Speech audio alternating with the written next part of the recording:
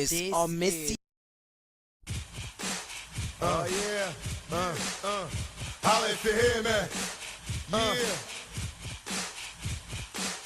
Here we go, turn it up, let's start. From block to block, we're snatching hearts and jacking marks. And the punk police can't fake me a minute. We can have peace someday, G. But right now I got my mind set up. Looking down the barrel of a nine, get up. Cause it's time to make the payback back to my brothers on the block. Better stay strapped, black. And accept no substitutes. I bring truth to the youth, tear the roof of the whole school. Oh no, I won't turn the other cheek. In case you can't see us while we burn the other week. Now we got them in the smash, blast. How long will it last till the pro get more cash? Until then, raise up till my young black males blaze up. Like some S, don't stress, test. I'm giving, but be thankful that you're living blessed. Much love to my brothers in the pen. See you when I free you, if not when they shove me in. Once again, it's an all-out strap. Keep your hands in your gap, now your boys watch your back. Cause in the alleys out in Cali, I'ma tell ya, mess with the best and the best could help you. Scream if you feel me, see it clearly, you're too near me. Holla if you hear me. Holla if you hear me.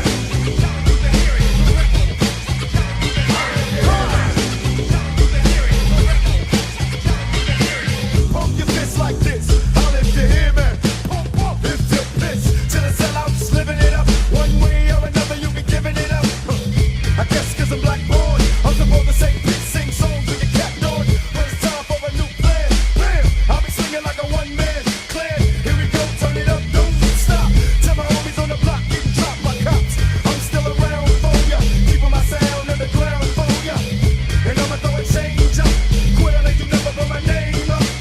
Now my homies in the back streets. The back streets, you feel me when they rolling in their fat jeeps. This ain't just a rap song, a black song. Telling all my brothers get they strap on. And look for me in the struggle. Hustling till the brothers bubble. Holla if you hear me. Holla if you hear me. You're too near me. See it clearly. Holla if you hear me.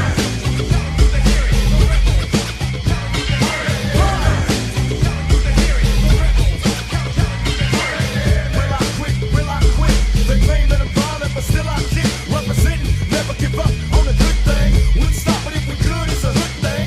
And now I'm like a major threat, cause I remind you of the things you were made to forget. Bring the noise to all my boys. Know the real from the buses and the decoys. And if you hustle like a real G, pump your fists if you feel me. Holla if you hear me. Run and survive in the non-trait. I make crime pay, others make crime pay. Whatever it takes to live and stand, cause nobody else will give a damn. So we live like cage beasts. Wait for the day to let the brains free. Still beat till they kill me. I love it when they fear me. Holla if you hear me. Holla if you hear me. Holla if you hear me. Holla if you hear me. You're too near me. See it clearly. Holla if you hear me.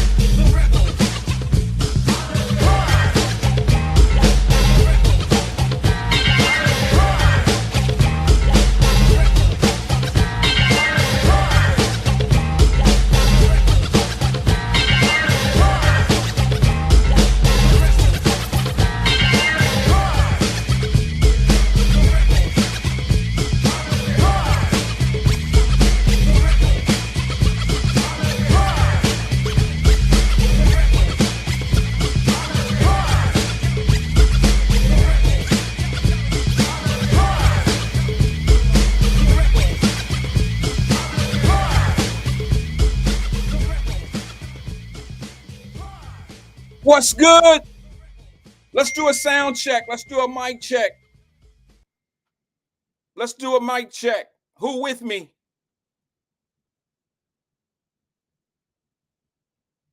Who with me?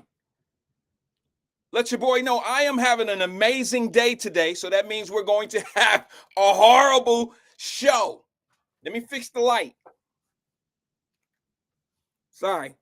It's that one light that always give me a problem. Good afternoon to everybody that just reached out and said good afternoon to me 2 times back at you.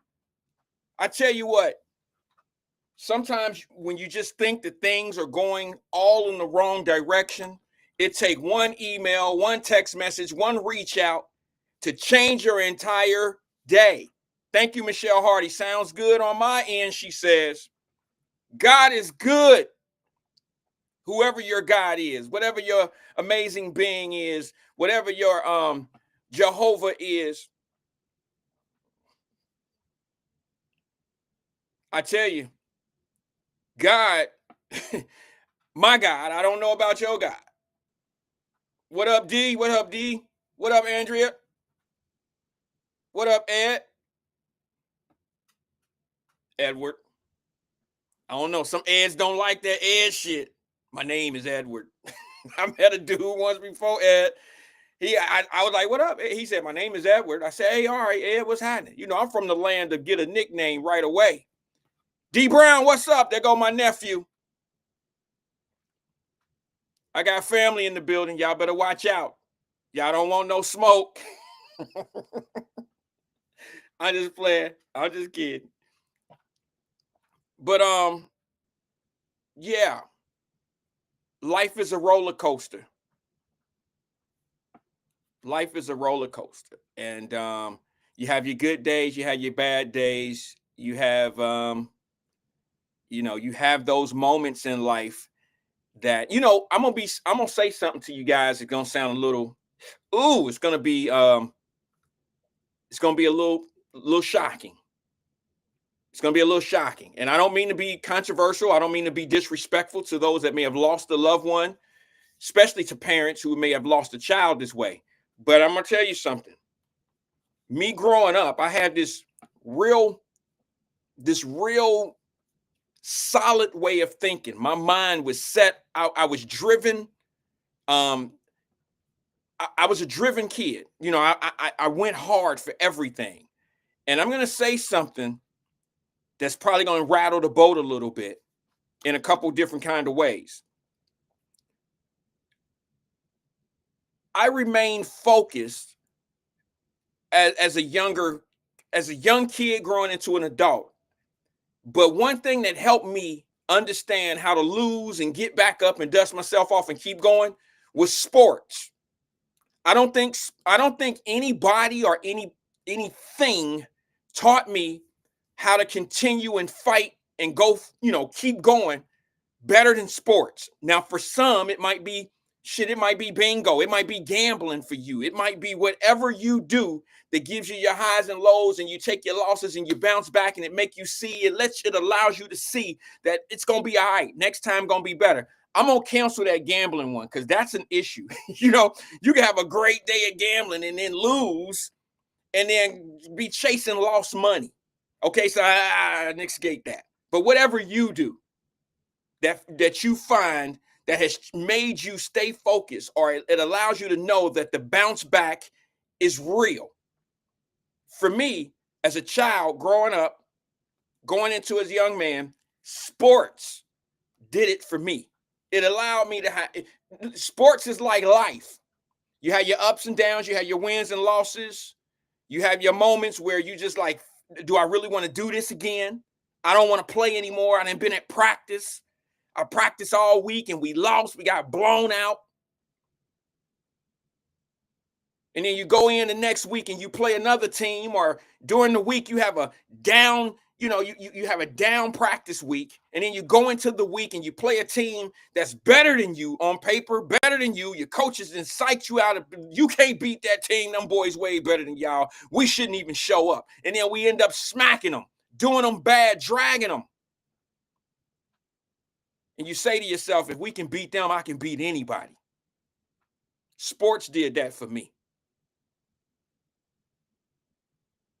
Sports has the most adversity that you'll find in life. You know what I'm saying?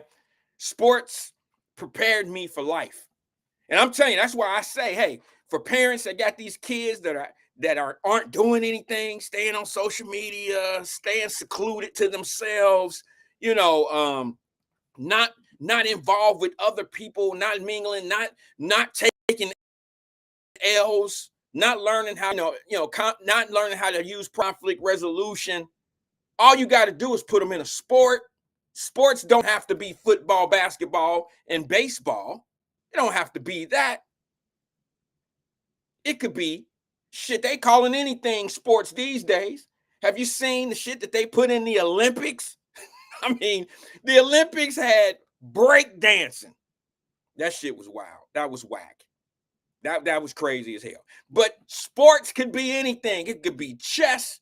I guess what they doing now is if you could sit down and play something or compete at something and you could put a jersey number on, now I guess it's a sport. I'm assuming it's a sport at this point. But all jokes aside on the sport, yes, you have to get your kids involved in something where they ass is going to lose. Some kids never face loss until they get out here in the world. How do they deal with that adversity? How do kids deal with adversity when they've been winning because they ain't been doing shit? They ain't been doing nothing. They ain't been doing anything. This technology today allows kids to be world champions at doing absolutely nothing. You feel me? They can be champions on the internet. These kids could be flossing. They even got AI and they got all this imagery shit out now that they could be in a car that they not really in. They could be all over the place. They could be all over the place doing things and they sitting at home. I don't know. They have no path to, these kids have to lose early. No, Angela said, is this the warm-up rant? No. This is unscripted. You know me. I go off the dome. I'm having a great day today, so you know it's going to be a bad show. Okay? That's all. Normally when I'm having a day that I don't want to be here and I'm just pushing it, trying to get across the finish line, those be my best shows. But when I really want to be here and talk to people, it just don't work out too well. That all being said, man, sports did it for me. Sports allowed me to lose, get my ass kicked, bounce back, lose again, bounce back. It's life. Sports is life. And for some, it might be another thing. But for me, it was sports. That all being said, man, let me say this to everyone. I know we were talking about Malcolm Jamal Warner the other day, right? Let me see if I have this. Can we give a shout out to Malcolm Jamal Warner, who was definitely an influential actor back in our days from the Cosby Show. Let me see if I have this. I want to give a, let me see if I have it. Let me just make sure I have it before I say that I want to do this, but I'm pretty sure that I do. Malcolm Jamal Warner was one of the guys that I didn't look up to him, but on the Cosby Show, some of us dressed like the kid, like Theo. Some of us took his mannerisms. You see what I'm saying? Some of us really enjoyed the fact that he wasn't like a thug dude out on the street, and you know what I mean. He was the man of the house to his sister, so to speak. He was funny. And what I like about Malcolm Jamal Warner, the man, not the actor, is that he was family oriented. He stayed out of trouble. He never got in any mess. He was never messy. He represented the culture, if you want to be honest. I mean, he is probably one of, and there's several others, but he's one of the guys that came out of the Cosby Show that kept his hands clean and his nose clean and represented what that family culture was from television to real life.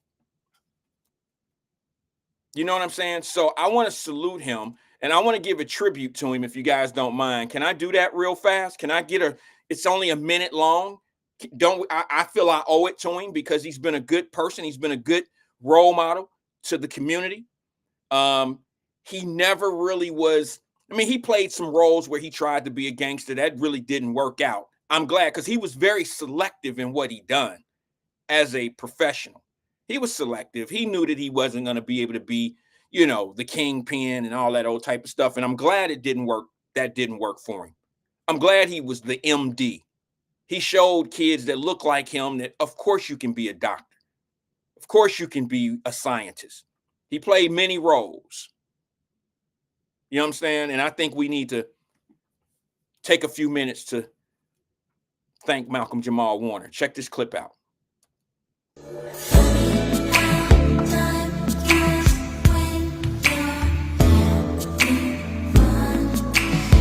Ooh, baby.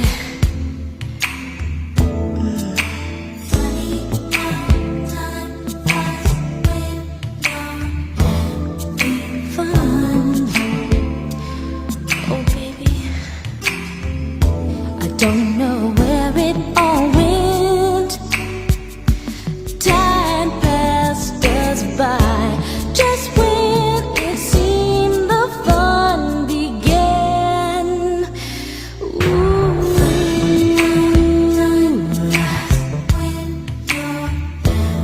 Did you please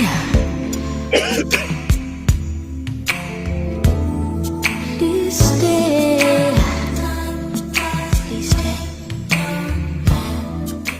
A big Yeah, we lost a good one. And you know what's crazy is we lost this man. He's our age. Okay, we're the same age. And what's crazy about losing someone like that is you never know what they really meant until they're gone. That's sad. That's sad. Like Malcolm Jamal Warner could have been something, you know, like he could have been more important to the culture. You feel what I'm saying? Like that's the kid, that's the guy from the Cosby Show. No, the kid from the Cosby Show could have been a little bit more for the culture, but unfortunately, the culture didn't really welcome him. He was in a different space. He was a poet. He did different things. But it would have been nice to see some of those guys out of the shows like Cosby Show to really be the voice of the cultures that came in at, you know, our children's age, that next culture. You know what I'm saying? That could have been the culture change right there, because Bill Cosby was actually trying to change things. He was really trying to stay on a positive path by having spinoffs of the Cosby Show. Even Malcolm and Eddie, things like that. You know, Bill Cosby had investment. That was his stuff, his people, his kids, the money that he spent, the network that he was putting money towards. He was trying to show positive folks.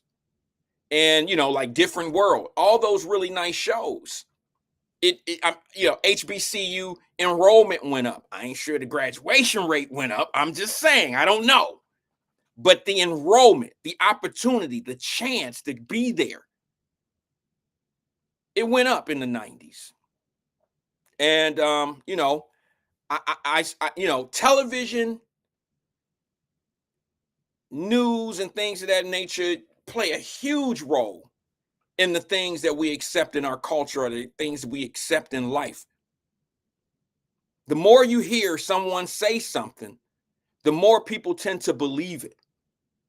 So if you hear such and such is a bad person, and you hear it from enough people, then you will automatically assume that that person is a bad person. Probably none of the people that you heard it from ever met this individual. Never spent any time, broke bread with them, none of that. But we such a follow the leader type of a thing, or follow the, you know, being in the no group and shit like that, that we don't take the time. Some of us, including myself, not to be judgmental, because I'm including myself. I got to say something about what I'm going to say, though, okay?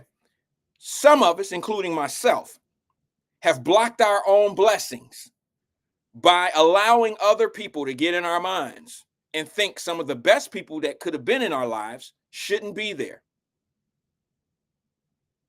You understand what I'm saying? Like, I remember a dude telling me, now I'm happy that I'm with my situation now with my wife and things of that nature, okay, but I don't know if it was destiny, or I'm not quite sure, but I'll be honest with you. One of my better friends that I grew up with, told me not to mess with this one girl. Told me not to mess with this girl. Like we were like, I don't know. Y'all know I'm clingy. I'm clingy. Like when I have a friend, it's a friend forever, unless they just totally betray me. All right. So I still know a lot of the people that I grew up with. If they were my partner then, they my partner now. If they was my friend, girlfriend then, if that was my sister, little sister back in the day, she my big sister, little sister to this day. I'm just that type of dude. But now listen, my partner told me, this is one of my best friends. We rode bikes together. We played baseball, basketball. We hung out. We was tight like this. He told me not to mess with this girl in the Fay apartments. This was all the way back in the Fay. Now, man, don't mess with her. Now, I'm saying to myself, she cute as hell. She one of the best looking girls up here. Matter of fact, to me, she was the best looking little girl up there. Well-mannered, lived with her grandmother, all that. She was special. I could tell she was different. Didn't come outside that much. You know what I'm saying? And when she came outside, she couldn't leave the little walkway in the Fay apartment. She can't walk past the grass. That was off limits for her. I kind of like those type of girls. I didn't like girls that was all in the know and in the circles and in the front of the line. I didn't like that type of shit. I like the chill, fall back type girls. I like the quiet ones, although they can be a handful. I'm talking about the ones that did, I didn't really go for that type of stuff. But this one particular girl, man, she was it. You feel me? She was it. And I told my partner, like, I'm about to at the dance tonight. We used to have them little dances in the Fay, little house parties. Told my partner, I said, and I would say his name, but some of y'all know him, and I don't want to do that. I don't want to put my man out there like that. That's my dude. Still love him like a brother, but sometimes your best friend, your best homies, some of your family don't want to see you do better than them because he couldn't have pulled her. I could, you know what I'm saying? So he figured, I'm a hate on this situation. So he told me she burning. Y'all remember those back in the day? She burning. Now, keep in mind, this is how ignorant I was as a child. You my best friend. You one of my best friends, bro. If not my best friend in the Fay. You gonna tell me some shit like that about this young lady who don't come outside. Now, I'm not thinking like this then. I'm thinking of it now, okay? It's coming to my mind now. You're going to tell me about this young lady. You're going to say she burning. She out there. You better be careful. If I was you, I wouldn't.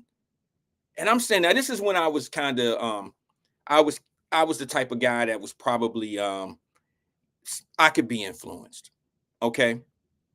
And he was like, especially from a friend, somebody that I thought would go out for me or I would go hard for them or whatever. And he told me, you don't want to mess with her, Rand. I'm telling you, man. I'm telling you, bro. You don't want to mess with her. And he talked me out of it. Because I know she would have gave me an opportunity. Because you can always tell, even at a young age, you can tell if you're getting some eye action. My cousin Huddy Hood would always say, if she wink, she'll play. But he would say, play. As I digress. Then I'm going to go to the phone lines, I promise. Let me get this little short thing out. So I gave up. I didn't try. I didn't even try. It wasn't STD as a smooth talking devil. That's right, Mama Birds. He messed my game up. Now here go the crazy thing about it all. I was such a love my friends type of dude that I believed him. And I didn't even shoot my shot at her. I didn't say anything.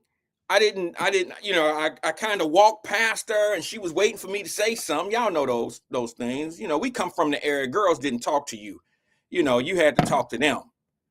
And man, he killed the whole situation. Now, here's the crazy thing, like I was gonna say. I wasn't even doing anything. I was not sexually active at that age. She probably wasn't either, okay? Her granny didn't even let her come outside. She couldn't walk past the grass. So I'm asking myself now as a grown-ass man, why am I worried about if she's burning or not? And I'm not even out there like that. You feel me? She was just a cutie pie-ass girl. Cutie pie. You know what I'm saying? You're the reason why. That type. She was that. Wouldn't give nobody no holler, no captive, no nothing. But she would look at me. I knew if I said something, I knew that I'd be able to get her a Dixie cup or something. I knew that I would be able to play. We would play outside. We would be cool. I knew it. But he talked me out of it. That could have been Mrs. Wyatt, because I'm that type of dude. If you was my girlfriend, I still got girlfriends that I know from the 7th and 8th grade. You feel me? Like my 7th grade girlfriend is a friend of mine in 2025. She lives in New Orleans. Well, she lives in California now, but she's back and forth from New Orleans to California. Her mom, she works in Cali, but she's from New Orleans. All of that. I've been able to stay close. Thank goodness for social media. Some of us use it for productive things. Some of us stay in touch with people that we'll probably know to the day that we die. Some of us use it productively. But he talked me out of that. Now, here's the sad thing, and then I'm going to go straight to the phone lines. Here's the sad thing. Years later, and I'm talking about once I came back, no, I wasn't even gone yet. I hadn't even gone to Germany yet. I hadn't even gone to Europe and explored the world. I hadn't even done any of that yet. Before I left, when I came back from New Orleans, I went back to Cincinnati. And y'all know up in Clifton, where the BW3s was. I don't know if it's still there or not in Cincinnati, but the first BW3s in the city of Cincinnati was in Clifton. It was on that corner. And you can only fit about 15 or 20 people in there, but they would stuff 200 people in that little bitty ass BW3s. I never knew it was going to be a franchise, to be honest with you. I thought it was just a homegrown Cincinnati thing. I digress. Let me just say this. I'm up there at the BW3s. I parked my car in a parking lot right across from BW3s where Kinko's was. Y'all remember where Kinko's used to be, if you live in Cincinnati. Listen, I was probably 19 years old at this time, 19, 20 years old. I get out of my car to go to BW3s. There's a hair salon right in that little strip mall by Kinko's. Y'all know what I'm talking about. You have to be an old head to know what I'm talking about. I don't even know if it's still there. I know Kinko's isn't. But as I'm getting out of my car, I see in the hair salon this young lady that I knew in there working. She's a hairstylist. Oh, I was like, I'm not with anybody. You feel me? I'm that dude. I'm not with anybody. She grew up to be exactly as fine and nice looking as I thought. And I'm a little nervous. I wasn't a ladies' man. I wasn't one that hollered at women and, okay, she say no, I move on to the next. I wasn't that type of guy. If you tell me no, I might be distraught for like a month. You know what I'm saying? Like I was probably like one of them dudes a little too sensitive to the rejection. You know what I'm saying? So I was afraid of rejection from girls. So I didn't really say much. If they didn't, you know what I mean? So I didn't say anything, but here's the thing, fellas. You better not judge me and you better not laugh, because a lot of y'all just did. You do exactly what I did, what I'm going to tell you I did. You've done it before several times in your life. Stop fronting if you say you didn't. But I found out she worked there. As I got out of the car, I see her in there, and I can't go in the hair salon, especially a hair salon. If they talk as much shit as guys talk in barbershops, I am not going into that beauty salon and let her, say some shit like she gonna reject me. That'll crush me. So all I did, for about an hour, is I kept walking past. I kept walking past. I'm trying to build the courage up. To go in there and say something to her. Some of my sandboxes on the show right now, they probably know this young lady because when we lived in the Fae, she wasn't outside with us a lot, okay? But now let me tell you something. And I know there go Kevin B. Phillips. He laughing because he's done it before. Fellas, you know this, you know how it is. You don't want to hear the rejection. You don't want to even hear, oh, I got a boyfriend. You don't want to hear any of that. Because if she told me she had a boyfriend, I'd shut it down. I'm not gonna go after the girl. She got a boyfriend. I don't want to deal with all that bull crap. All right.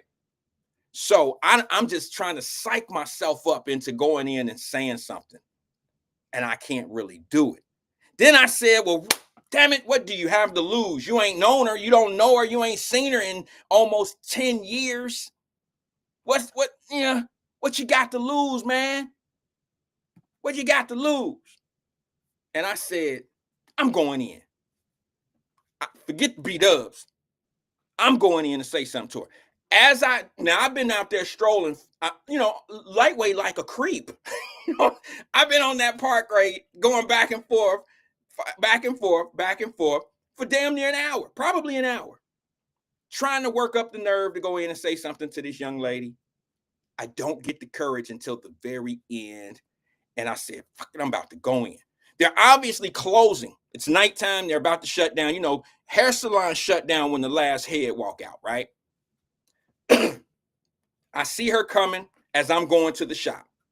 I see her coming to me. Now I can see her a little clearer. It's nighttime. She's walking towards the door, and now I'm headed toward the door. And as I get closer to her, I notice something.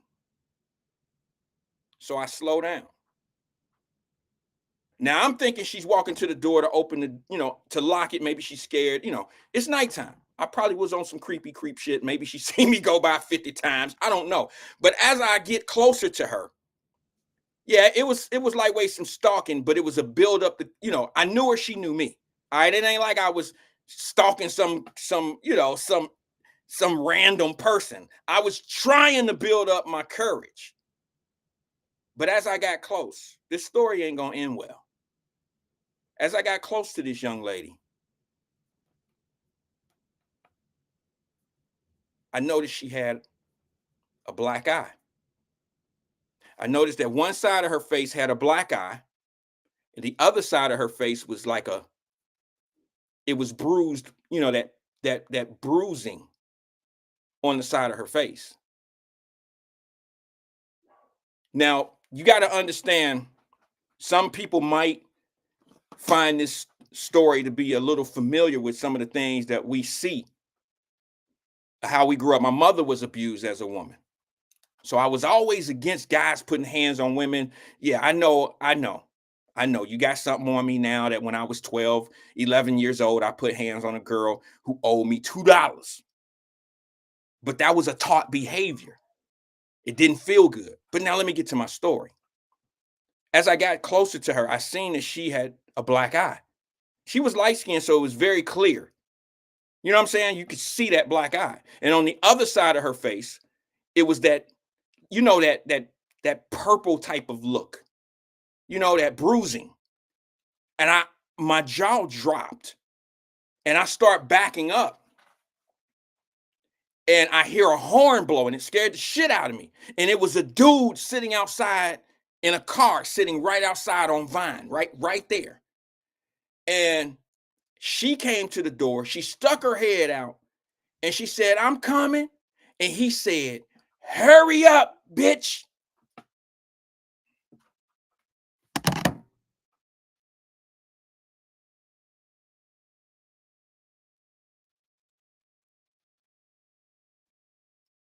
I couldn't believe it. I said to myself, how could this girl that looked this good be with a dude that disrespectful, that nasty?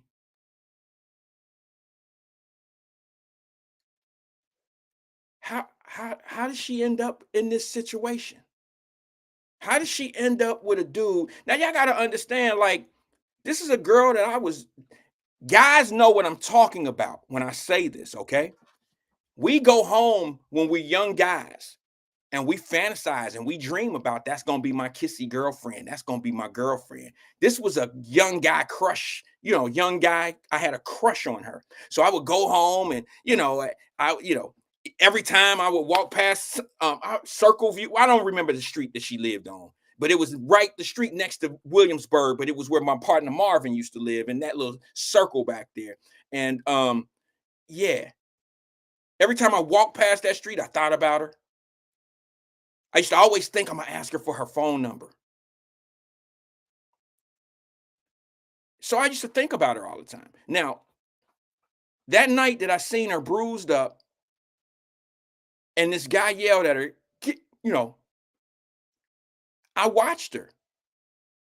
I watched her. Now I'm walking across the street to B Dubs. I'm like, this shit is different. I feel sorry for her.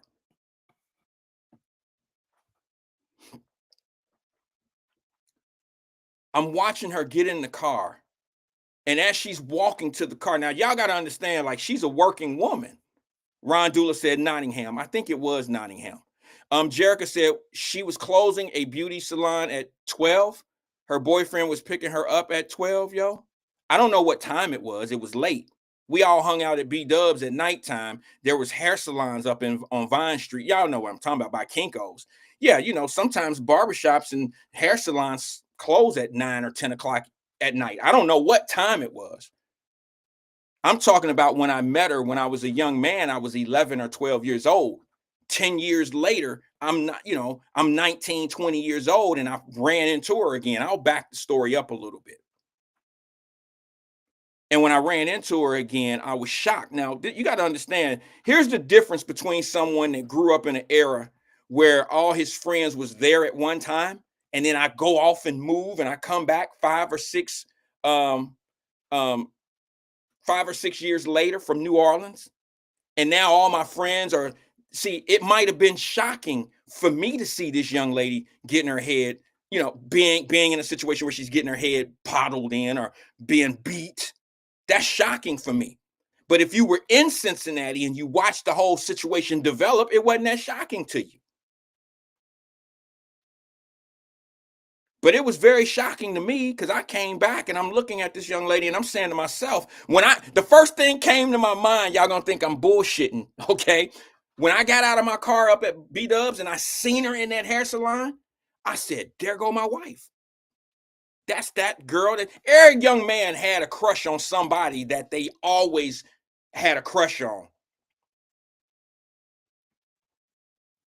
And you say to yourself, if I ever meet her again, if I ever see her again, we've all done that. I don't know how women do. I can't speak for women, but most men have done that.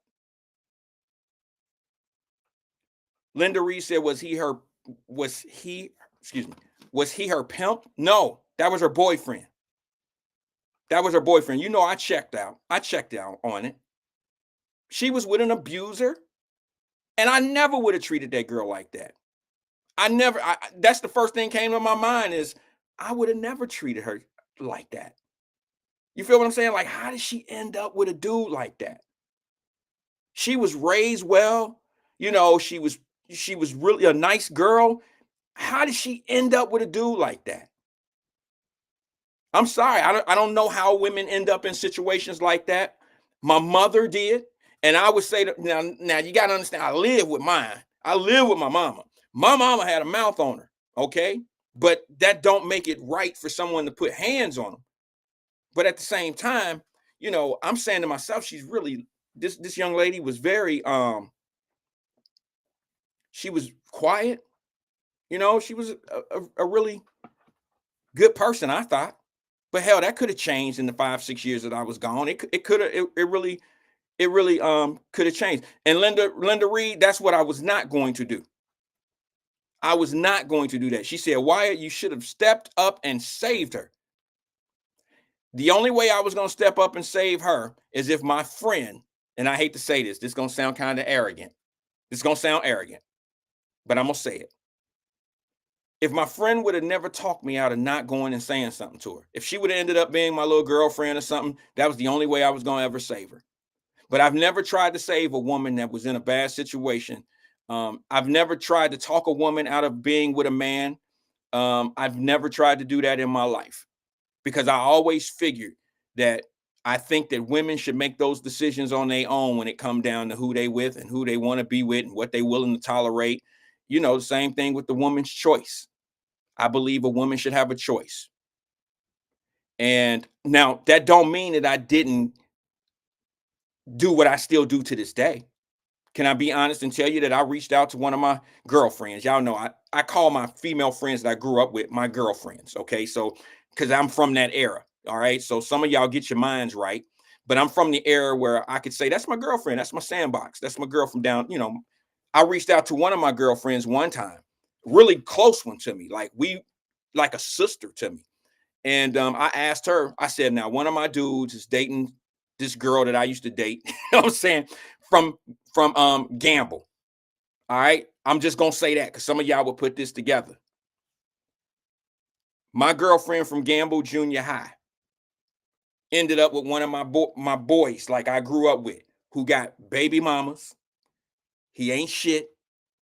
He ain't ever done nothing good for women and none of that. But my girl from Gamble is a super sweetheart. I've always been, my girlfriends were always super sweethearts, all of them. And any of them that I ever had in my life, always been really nice. You know, it was hard to find a bad girl in our era. Okay. It wasn't too many bad girls in our era. Like they all came from pretty good, even though we were all broke, didn't have, we didn't live in suburbs and shit like that.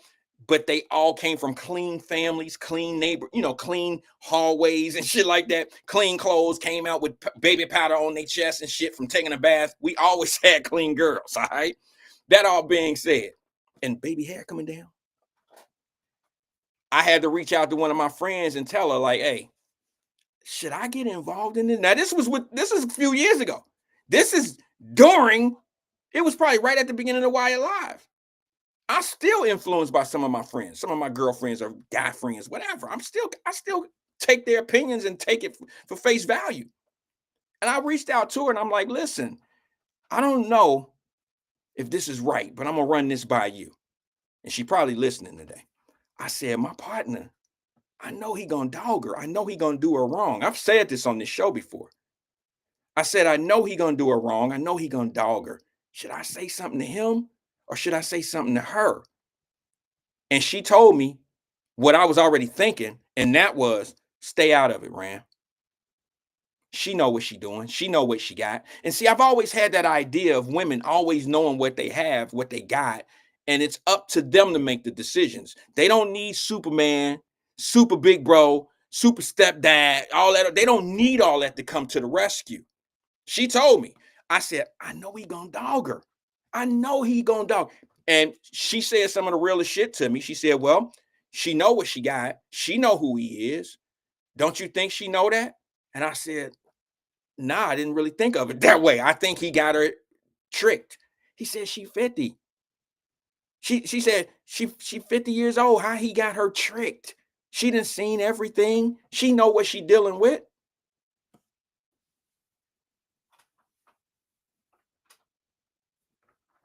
I said, well, you're right. And she know who she is.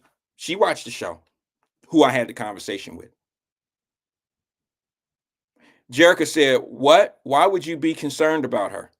Because I have friends. I have people that I'm concerned about. I mean, I guess I'm that type of guy. If you want to get something bad out of that, then you go ahead and fish for it or find it to be weird. But I'm one of those type of dudes that if I see a friend or a past friend or what I just told y'all that some of my girlfriends from back in the day are still good friends of mine or people that I can reach out to and have conversations with, or that if they have issues that, you know, some questions that they may have about certain things, I cater to it sometimes.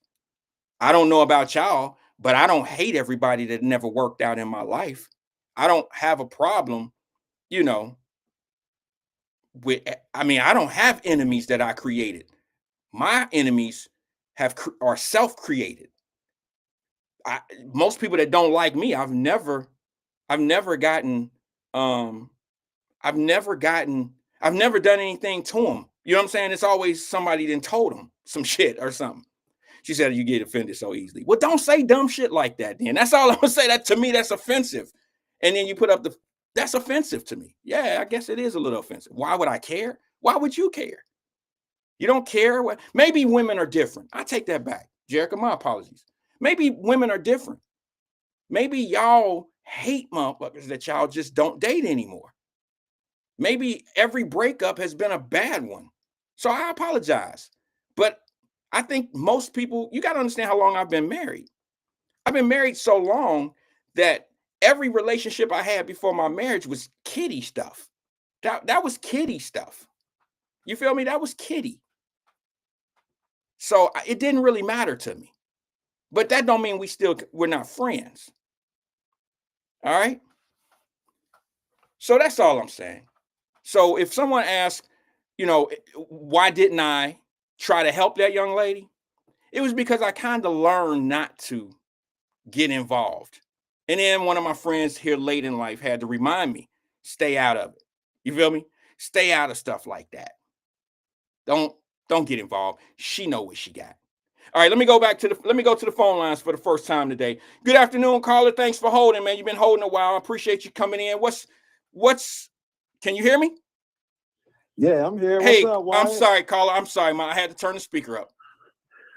What's good with you? Drop squad. Up, man? You know who this is. Drop squad. Shout out to the people in the chat. What's good with you, bro? But Wyatt, what's the topic today, bro? Well, I was just talking about something. I don't really. I gave Malcolm Jamal Warner a shout out. Okay. Okay. And I just had a story that went way over what I was really doing. I'm sorry. It was good though. It was just something that was on my mind, man. I'm having a great day today, and that means I'm probably going to have a bad show. when I got a lot going on in my life and it's turning out good, it doesn't really relay too well over on this side. Yeah, but it was a good story. Okay, but yeah, and to answer the question that you posed, yeah, that was kind of stalker, walking back and forth for an hour in front of the woman's business. It probably was. I'm not going to deny that. I was 19 years old and I was trying to I was trying to pick up the courage to go in and say something to her in a salon with about 4 or 5 women in there, and it was just enough, enough in there. They was already talking about you. They saw you walking back and forth. Well, you know what? I don't know if they did or they didn't. I'll be honest with you. I was trying not to be seen, so I wasn't walking out there so somebody would say something to me and it would force me to go in. I was kind of walking past every few minutes just to, get an idea to see, or maybe she'll look out and I can wave or something, but nobody was looking. Their heads were turned sideways, so it wasn't like they were looking directly out. So I could see them, but I'm not sure they could see me. But it was stalkerish. I'm first to admit that. But I wasn't like a creep out there. I was really trying to build up the courage to go say something.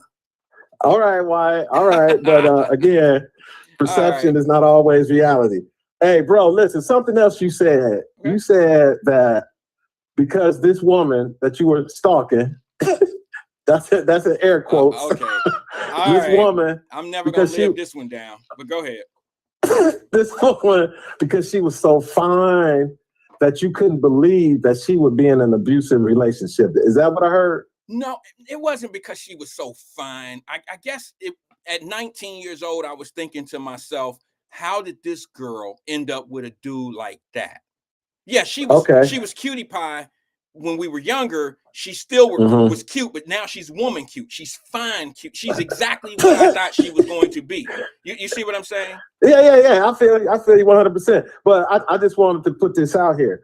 If a woman grows up in an environment where her mom is being abused, she could see the results, she could hear the arguing, and that man that's abusing her is her father.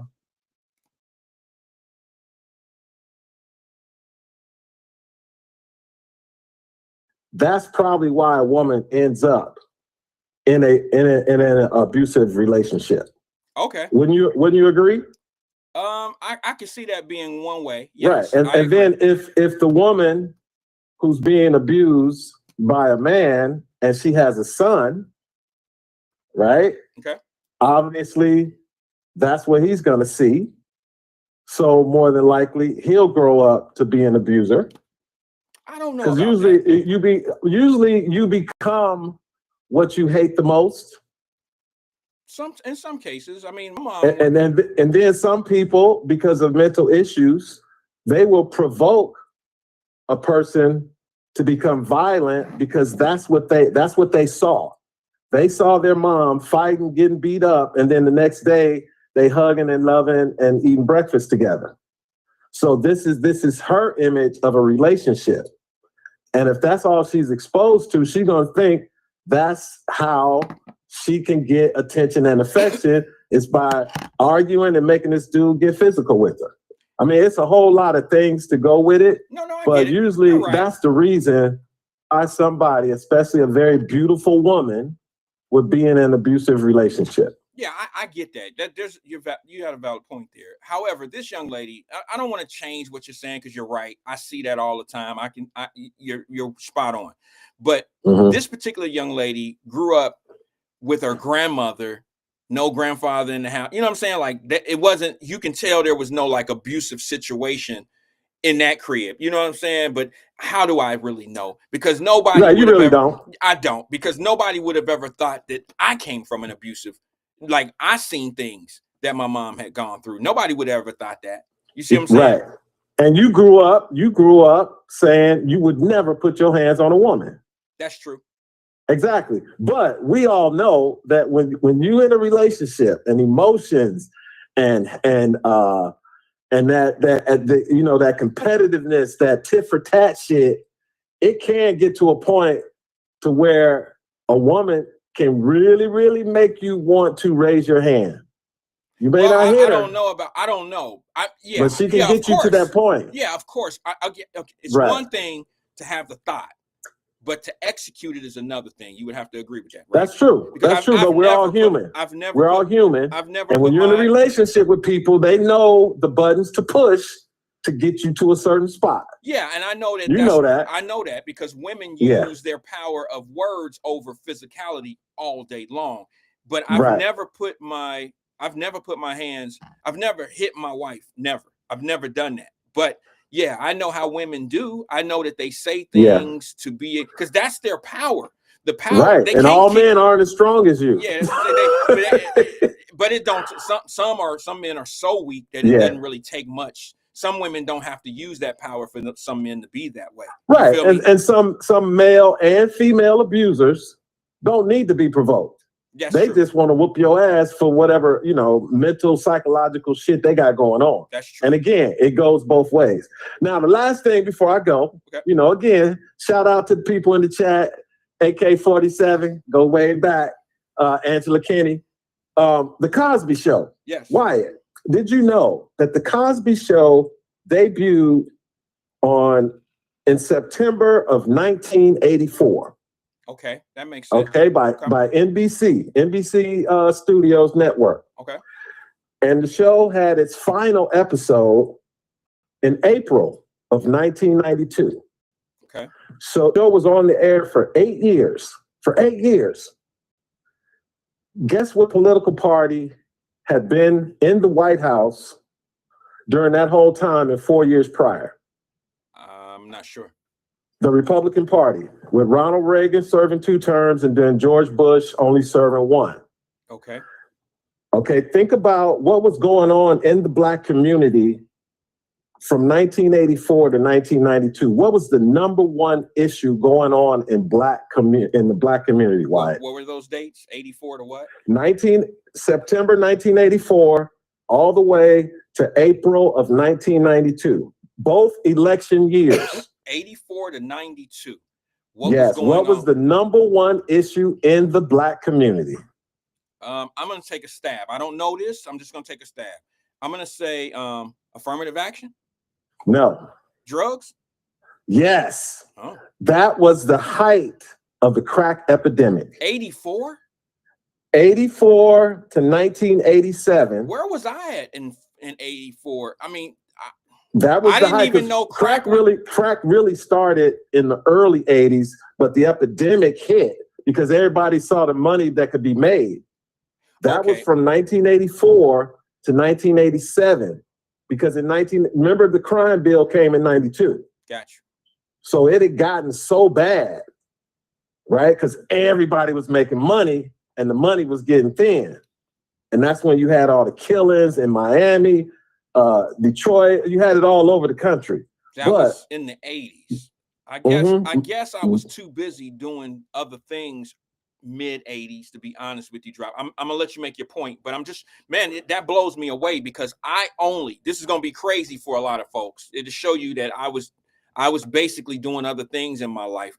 But in the 80s, I was busy doing other. I only remember crack era in the 90s, like 88. Well, I guess you could say 89 into the 90s, early 90s. I guess through the 90s. I remember,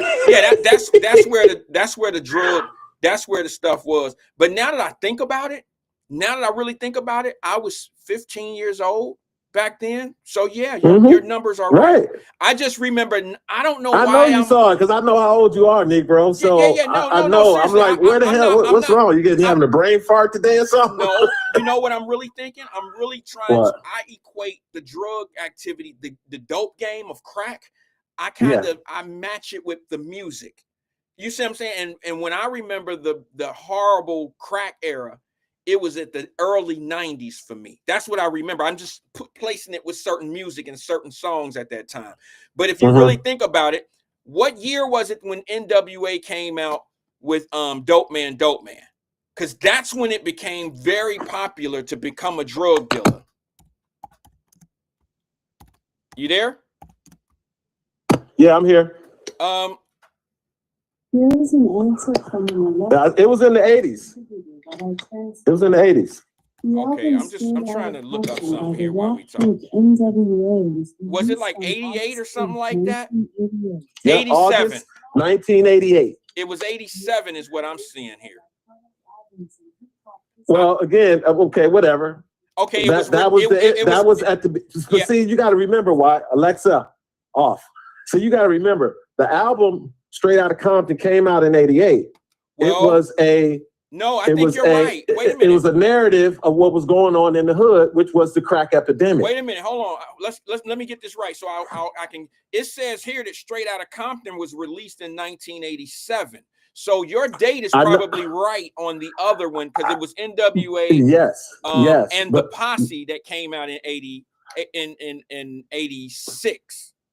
Right, but see, again, like I said, you were foggy in your recollection of the actual crack epidemic, but the Straight Outta Compton song was a reflection or a narrative of what was going on in the hood because of the police crackdown on the drug dealers because it had gotten to the epidemic proportions. Okay. But my whole point for bringing up that timeline, Wyatt, and tying it to politics was because the Republican Party, NBC networks, believed that they needed to portray a Black family in a positive light, an uplifting light, because of all the stuff that was going on in the hood from the epidemic. Okay. And that's what I was going to ask you. Do you think that if that show had not been on TV and all the other shows that were on Fox, on the WB, all these Black positive shows, what do you think would have been the outcome if they didn't happen? If these networks and because of who was in control of the country at the time, I'm talking about the Republican Party, do you think these shows would have never been on the air? Because think about it. Cosby's ended in 92. That was when Clinton was elected. Okay. In 1992, the Cosby Show went off the air and you started to see a decline in those Black positive sitcom shows. And then you start to see the emergence of the rap music and the cultural changes after the Cosby Show ended. Well, I think I see where you're going, but I think Black exploitation was going on prior to, the Cosby Show and all that anyway. I mean, there were several movies out back in the day that, that portrayed us a certain way with the pimp movies and, No, I'm talking about network television, Wyatt. I'm talking about network television. Network television. Okay. I don't remember any. Yeah. Maybe I'm cloudy right now. Maybe if I had some time to think about it, but I black shows other than the Cosby Show in there.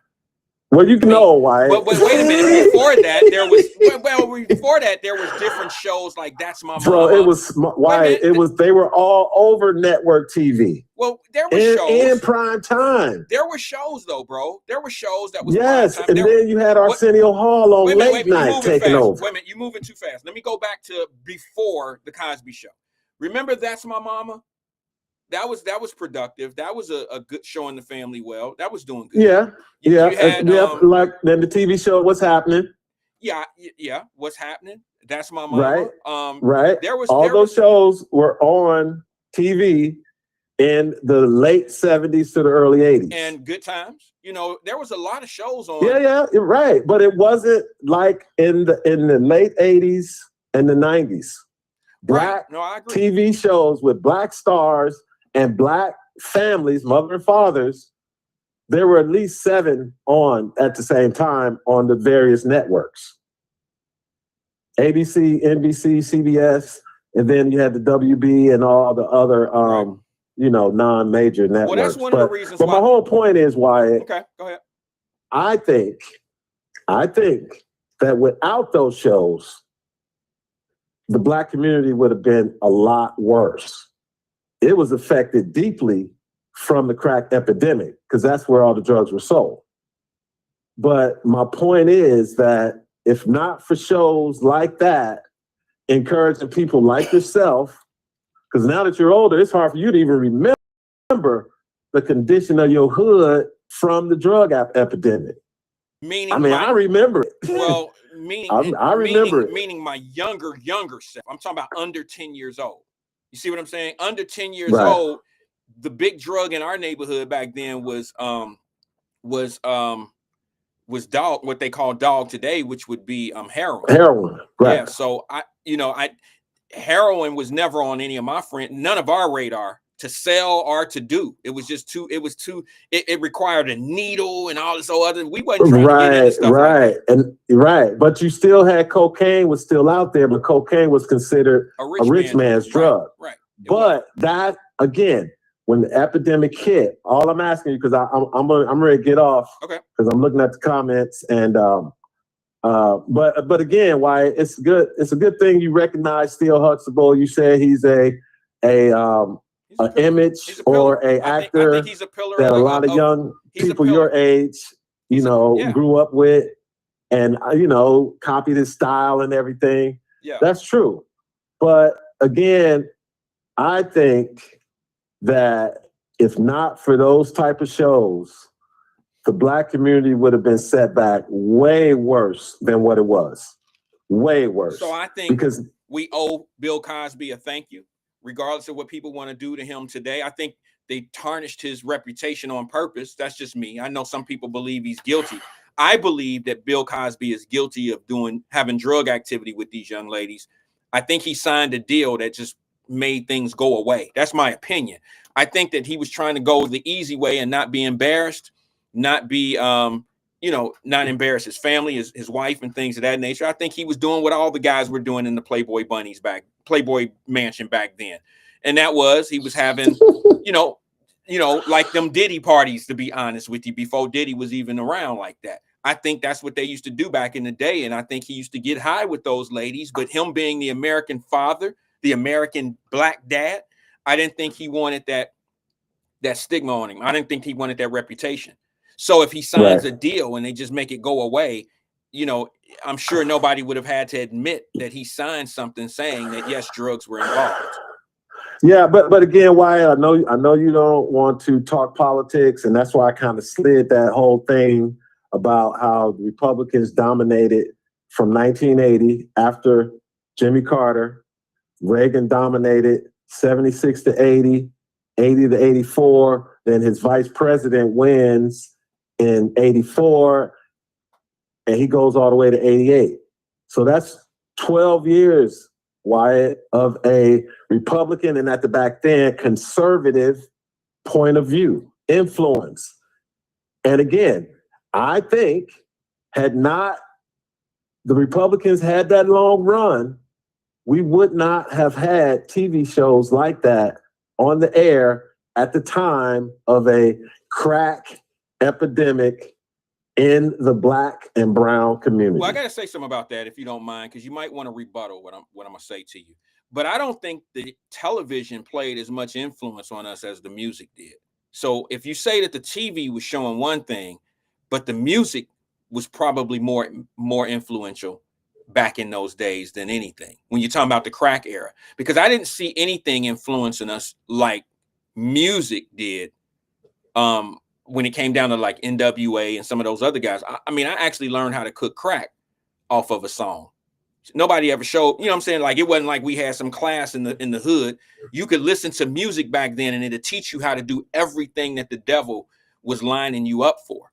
You see what I'm saying? Like, music was the education for the hood. It was taken over from the classroom. Like, people weren't going to school. People were hanging out. You can go dub, you can go get $50 worth of dope, and you can have $200 at the end of the day. You see what I'm saying? No, I'm serious, bro. Like, I know, but sometimes why you got to tell people the years you're talking about, because everybody that listen to you ain't from the sandbox. So you got to give some dates so people can really relate to what you're saying. I appreciate that. I do appreciate you giving me that information. I need that type of information because that's why I'm unrelatable to some people. You know, I've already had to make this announcement that I'm the type of guy, bro. Sometimes I'm talking to you and sometimes I'm not. So I try to make that clear to people. I'm not that type of host that, you know what I'm saying? Like, I don't see that sometimes that I'm making that mistake. So I appreciate you bringing that to my attention. But yeah, you know, I believe that music was more influential than any TV show back in our day. Because my era, I didn't watch, we watched, what's that? We watched Penitentiary at the movie theater, but that was supposed to be a deterrent from getting in trouble and shit. Who wanted to go to the penitentiary if penitentiary was like that? And or Superfly. Like, Superfly was really before my time, but it was a time where I could remember this. I can't tell you a scene, all right, but I can remember that it was in effect. You know, it's about pimps and hoes. That's what I'm saying. I can remember that, but I'm just being honest. Like, that movie did not influence my generation to be street dudes. It was the music that put us in the game versus the television shows. Wait, hold on. Why you keep saying the music? Yeah. What music are you talking about? Because at that time, you only had the radio. No, bro. When NWA, I mean, the record labels. That's what I'm saying. You got to say what years you talking about, okay, old man. I'm talking about in the 80s, man. I'm talking about, okay, in 85, 86, there was no gangster rap. All right. 8 tracks were on the way out and cassettes were being used. Really? But some people still had 8 tracks. Wow, that made me feel old because I do remember 8 tracks. I never owned one, but I do remember what it looked like. They used to have them in the cars. Because remember, it was 8 tracks, cassettes, and then CDs. Yeah. Well, yeah. My thing is, I believe that the drug epidemic for us probably started hard in 85. It was when Michael Jordan got in the league and had his first pair of Jordans. Everybody wanted them. He signed the deal with Nike and he had the flight sweatsuits. Everybody wanted them. And the shell toe shoes with Run DMC, all that shit was out. And that's when cocaine flooded the market and they became, and we learned the crack game. And then the songs came out a year or two later and the crack epidemic blew up once the songs start blowing up. I think the drugs were selling before the records, obviously, but the records, the records were about the dope game. The records glorified were about the dope game. Right, I understand, but I think what happened because before the dope game came along, the records were about hustling and women. Yeah. Hold on, Angela Kinney, AK-47. She said, "Weren't you in Germany during those years, Wyatt?" No, I was in Germany for from 87 to 90. All right. So those 3 years I was there. So and I was back, I wasn't back and forth, but I would visit. You know, I wasn't back and forth living. I would come home and just visit, but I didn't even go to Cincinnati. I was in like New Orleans. I would go back visit New Orleans because that's where some people live. But that all being said, I still was familiar with what was going on because there was more. I lived in an area. when I was in Europe, I know you did. Yeah, I lived in an area 21 John Street, 51 something. Yeah, but I'm talking about when I was in Europe. I could go to Munich and see in Munich drugs were legal.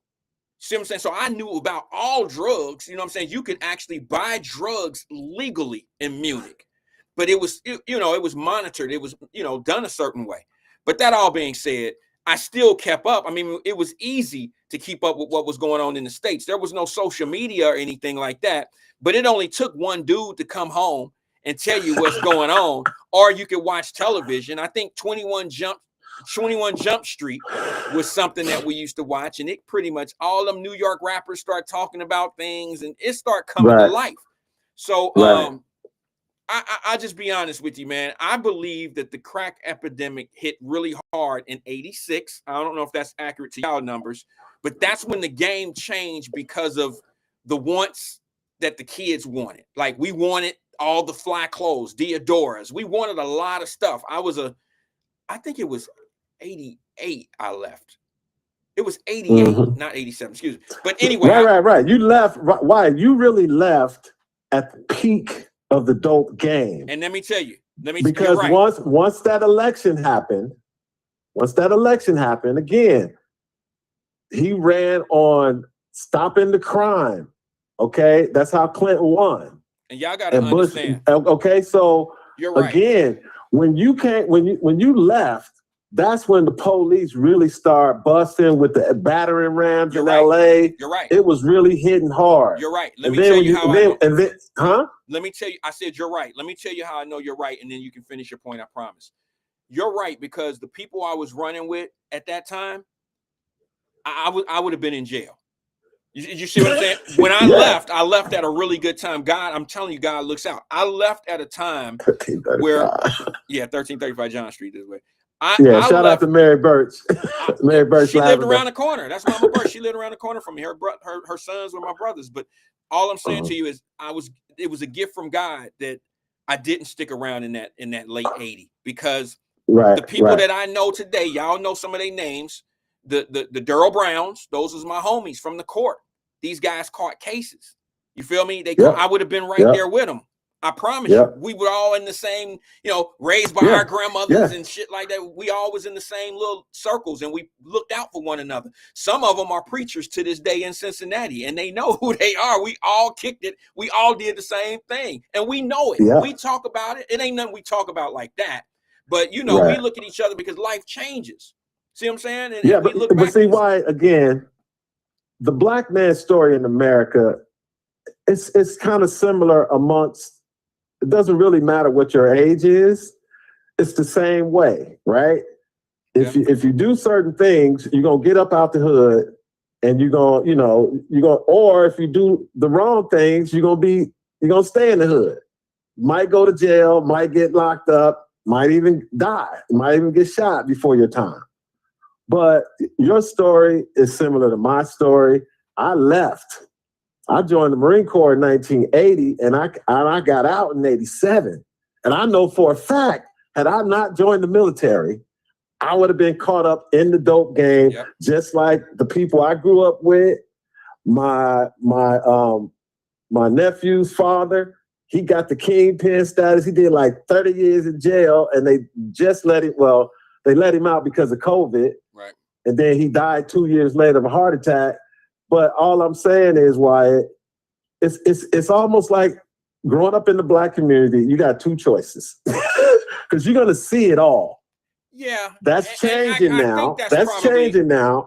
But back when we were growing up, me in the 70s and you in the 80s, you had a choice. That's right. You either go that route or you go that route. And that's what you had sports, I had sports. Right. And that's what I say. I think people don't understand. Maybe I'm the bad messenger in this case, but I've always said right here on this platform, bro, like, I don't really trip out when I used to trip when people be like, well, you from the hood, so you're supposed to, like, that's the excuse of selling drugs because it was all around you.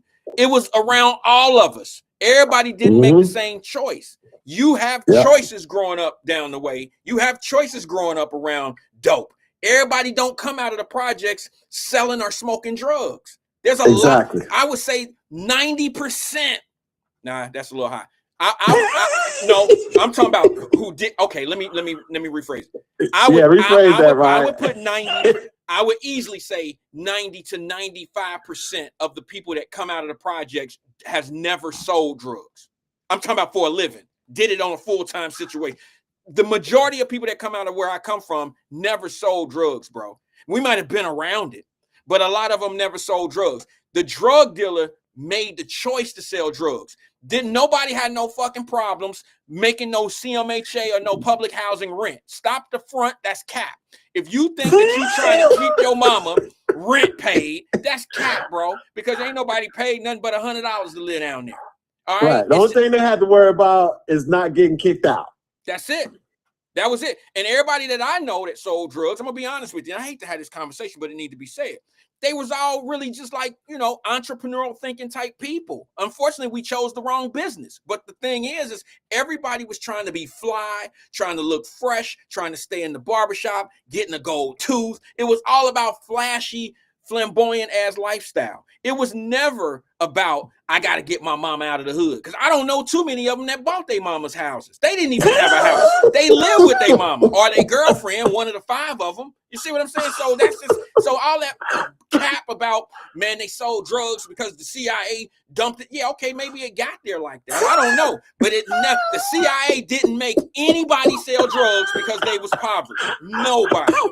We did it because we wanted Deodoras, we wanted Izod, we wanted Polo, we wanted all the other shit that came with their lifestyle. That's it. But see why, just like I think Mary Birch Lavender said, in the Black community, we all have choices. You could grow up in a house with 3 or 4 brothers and sisters. And 9 times out of 10, in the scenario you described, Wyatt, one of them gonna pick that thug life.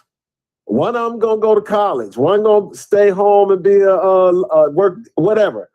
But everybody in that house all had choices. Because if you make the right choice, you kind of knew which way your life was gonna end up. Right. You knew.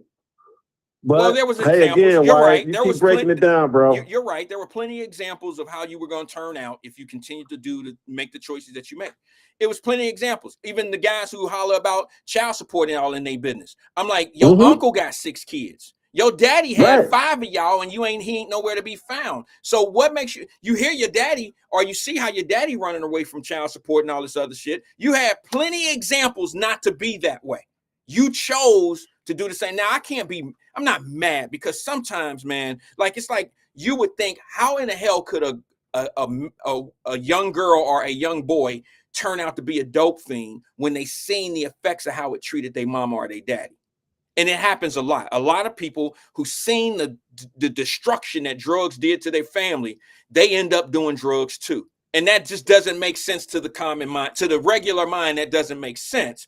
I'm not a psychiatrist. I'm sure there's a medical reason for this or something. But I just, the regular people out here, if I seen your mama smoking crack and out here the way they was maneuvering through Laurel Homes, Lincoln Courts, and all that place in Cincinnati, if I seen her out there doing that, why did you end up doing the same thing as a child? I mean, not as a child, but as you got older, you run the same path of you seen destruction. Why would you make them same choices when the example was right in front of you? Hey, point well taken, brother. And again, thanks for taking my call. Oh, no, thanks for engaging with us. Again, shout out to everybody in the chat that go way back like recliners. Y'all know who you are. Trump Squad 52. Before you do out, I need you to do me a favor, brother. Can you send me an email or text message? Get in touch with me some kind of way. Drop me your address. I'm going to send you a free Wyatt Live t-shirt for your call today, okay? Oh, bro, that'll be right on point. I will do that as soon as I get off the phone. Text me the information, and what I'm going to do is the next caller after drop, the 4th caller after drop, will also receive a free t-shirt today. Hey, you know what, Wyatt? What? No, don't send me the t-shirt. I want you to donate the t-shirt on my behalf to someone that you think needs to listen to the Wyatt Live show. I don't have that many T-shirts on hand. No, just one. Because I can think of about 700 people that need to listen. No, I'm just kidding. But okay, I'll do that. I'll do that, bro. Yeah. Do that on my behalf, bro. I appreciate that. They probably will burn it, but okay, I'll do that. No, but you got to make sure you got to let them know it's from Drop Squad 52. Okay, I'll do that. All right, I appreciate you engaging with us, Drop. Thanks for calling, man. All right, don't peace be a out, stranger. bro. All right, man. Fourth caller, caller number 4. Caller number 4, beginning right now at area code 513-310-0546. Once again, 513-310-0546. If you're caller number 4, you'll get a free Wyatt Live T-shirt. Now, don't embarrass me. All right, sorry, you the first caller. Call back if you want to talk. I've never done this before, so that's how I'm gonna do it. One caller. I'm not gonna let y'all see when the call come in. I'm not gonna let you see when the call come in because it wouldn't be fair. All right, it wouldn't be fair. And I'm gonna cut the speaker out so you can't hear it. 513-310-0546. All right, so I said what I said about Malcolm Jamal Warner, right?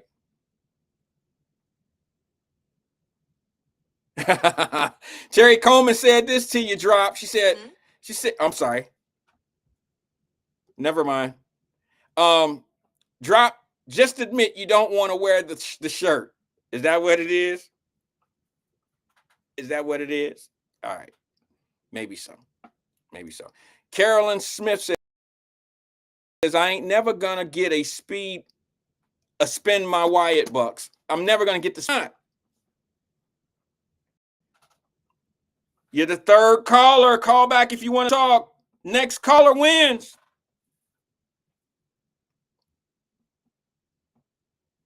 Hold on. Uh-oh. Hey, hold on. Hold on.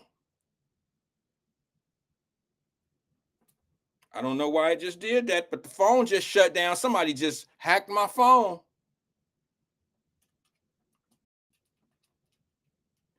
They say, boy, you a bootleg T-shirt giveawayer. My phone shut down. I don't know if it was what it was, but the phone shut down and now it's rebooting. So the next call that I get, once the phone reboots back in, they will receive the free T-shirt for the day, okay?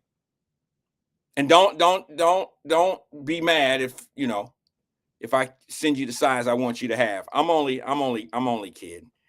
Good afternoon. Welcome to Wyatt Live. Who am I speaking with? This is Angela. AK-47, Angela? That's correct. Oh, one of my favorites. You're a sandbox on the show. You're one of the first ones. Guess what? What? You're a winner. You're a winner of a Wyatt Live T-shirt. I know. You want to donate yours too? You want to donate yours, or you gonna wear it? No, I wear it. All we get right. to pick it? Long time no talk to, Angela. What you been up to? Nothing. Just trying to catch the wave of the show. So. Okay, well, I appreciate you calling in. Did you have anything to say before you're gonna have to send me your information. You have to DM me the information. You know, I'm a one-man operation here. So I can't say leave the number with such and such the information. I can't say all of that. Okay, just DM me your information, and I'll get you that T-shirt. Do I need to have an email address? Nah, not really. Just send me the That's address. A joke. Okay, my bad. Send me your name and information and the mailing address, and I'll get it sent out to you. Now, you know where my office is in Cincinnati. I'll be back in Cincinnati next week. So if you want to wait and pick it up, feel free to do so, or you can send me the information. It's up to you. Yeah, I can come down and pick it up. Okay. Well, just let me know when, I'll be back next week. So when I get there, you and I'll make arrangements. You can come out of the office and get it. Okay, very good. I appreciate you. Thanks for tuning in. Thank you. All right. Talk to you soon. That was AK-47. Let me write that down. Y'all know I get a memory. My mind. What you mean a shirt? Ain't nobody told you no shirt. AK-47 wins the shirt. Caller. what was it? Caller number 4? Yeah. I got to write that in my notes because, yeah, I got a lot of other stuff on my mind. If I don't write things down, I will definitely, I would definitely forget. Twin says, stop playing. You hit the decline button. Twin, you were not you was not the fourth caller, but you can't not be the fourth caller and keep on calling. You called 4 straight times. That ain't how you win. I need new phone numbers to call. You got plenty of money working over at Kroger. Just buy a t-shirt. They ain't that much. They don't cost that much. Let me go to the phone lines. Good afternoon, caller. This is Wyatt. Who am I speaking with? What happened? Twin, I was just talking to you. Did you hear me? No, you hung up on me so I couldn't win the shirt. Well, you can't call 4 straight times like 1, 2, 3, 4. You can't. I'm calling in for the podcast. I ain't worried about no shirt. Okay, well, that's what I was, Man, you don't even like to meet your people and stuff on Facebook and stuff. Try to, connect with you, buy a shirt in person. I don't know about this dang on internet stuff, man. Well, order stuff like that.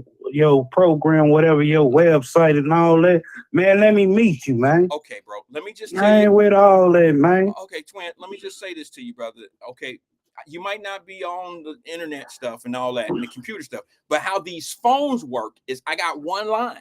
And if you call during a giveaway, I can't block the line because it's my first time you saying a giveaway, man. But it's a good cause. Okay, but what I'm saying is I understand your landline. Okay, all right. So what's on your mind, Twin? What's up today?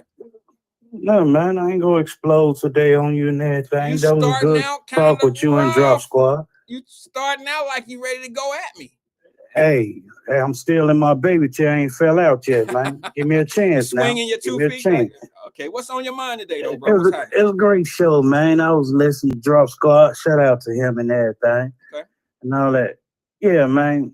This epidemic started in the 80s. It was really in the 70s. It was straight cocaine, man. Keys and everything. Then it dropped down into the late 80s. And here come Reagan and all them, hey, FBI, we got to put a stimulation on it and all that. We got to stop this and all that. They doing this and all that. Soon as it was straight keys, pure cocaine, Wyatt. They stopped all that. And next thing you know, in the late 80s, they started breaking down dummy bags. You know what dummy bags is, right? Dummy bag, like small dubs. You're right. 5, 10, 20, you call it, you name it. Okay. They start and mess the whole dope game up. That was just a guess, by the way. I just was guessing. No, you're right. You're right. You've been around. You from 38 John Street and all that.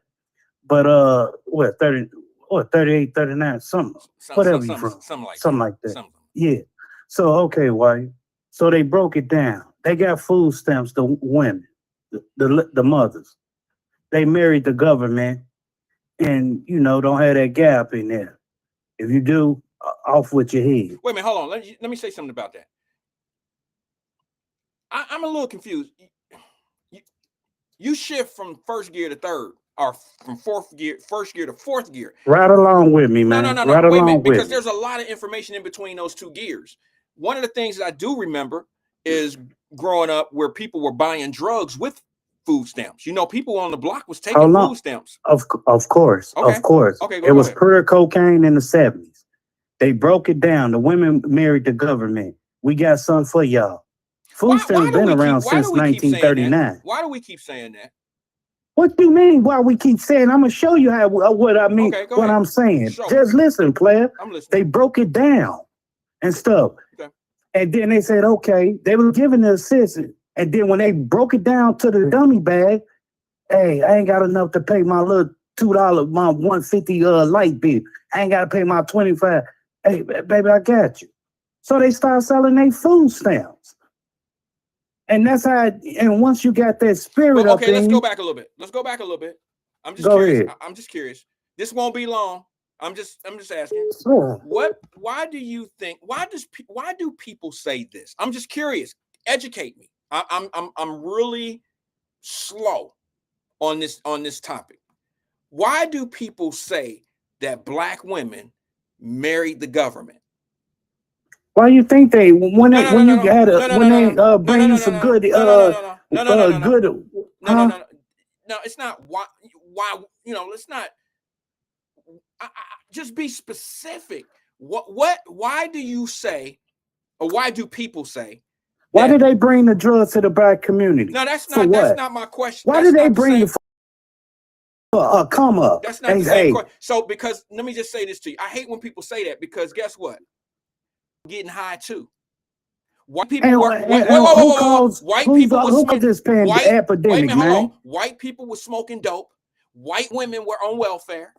Everybody was doing the same shit. So let me ask you, why is it that people say that our women they married welfare? You wouldn't have to marry welfare if the men had babies by these women and stayed with these women. But you think the advice they gave them, hey, if you do this and stuff, this can benefit your kid. You can get $500 in food stamp and you just pay $25 a month on rent. Okay. Oh yeah? Okay. Here you go. We go present it to you. Hey, you know how you can come up, brother? My guy. So let me ask you come something. up, hey, break it, hey, Sally, hey, I'm gonna put this A-ball in for you. I'm paying $80 for an A-ball. I can make $500. Man, come on, man. The game is the game, Wyatt. Where the fuck is you from? Nobody challenging the game, bro. You took that argument to a whole nother. No, because you don't. You from down the way. You should know about game and how they brought into the. It was a damn playbook they bought. It was a deal. But you hey, damn. If I'm getting this key for 35, you want it for 45. Relax, my nigga. You talking about something that's totally different to what I was talking. Ain't no damn different. It's blending in, man. Take the ingredients. I asked you a question. What, Wyatt?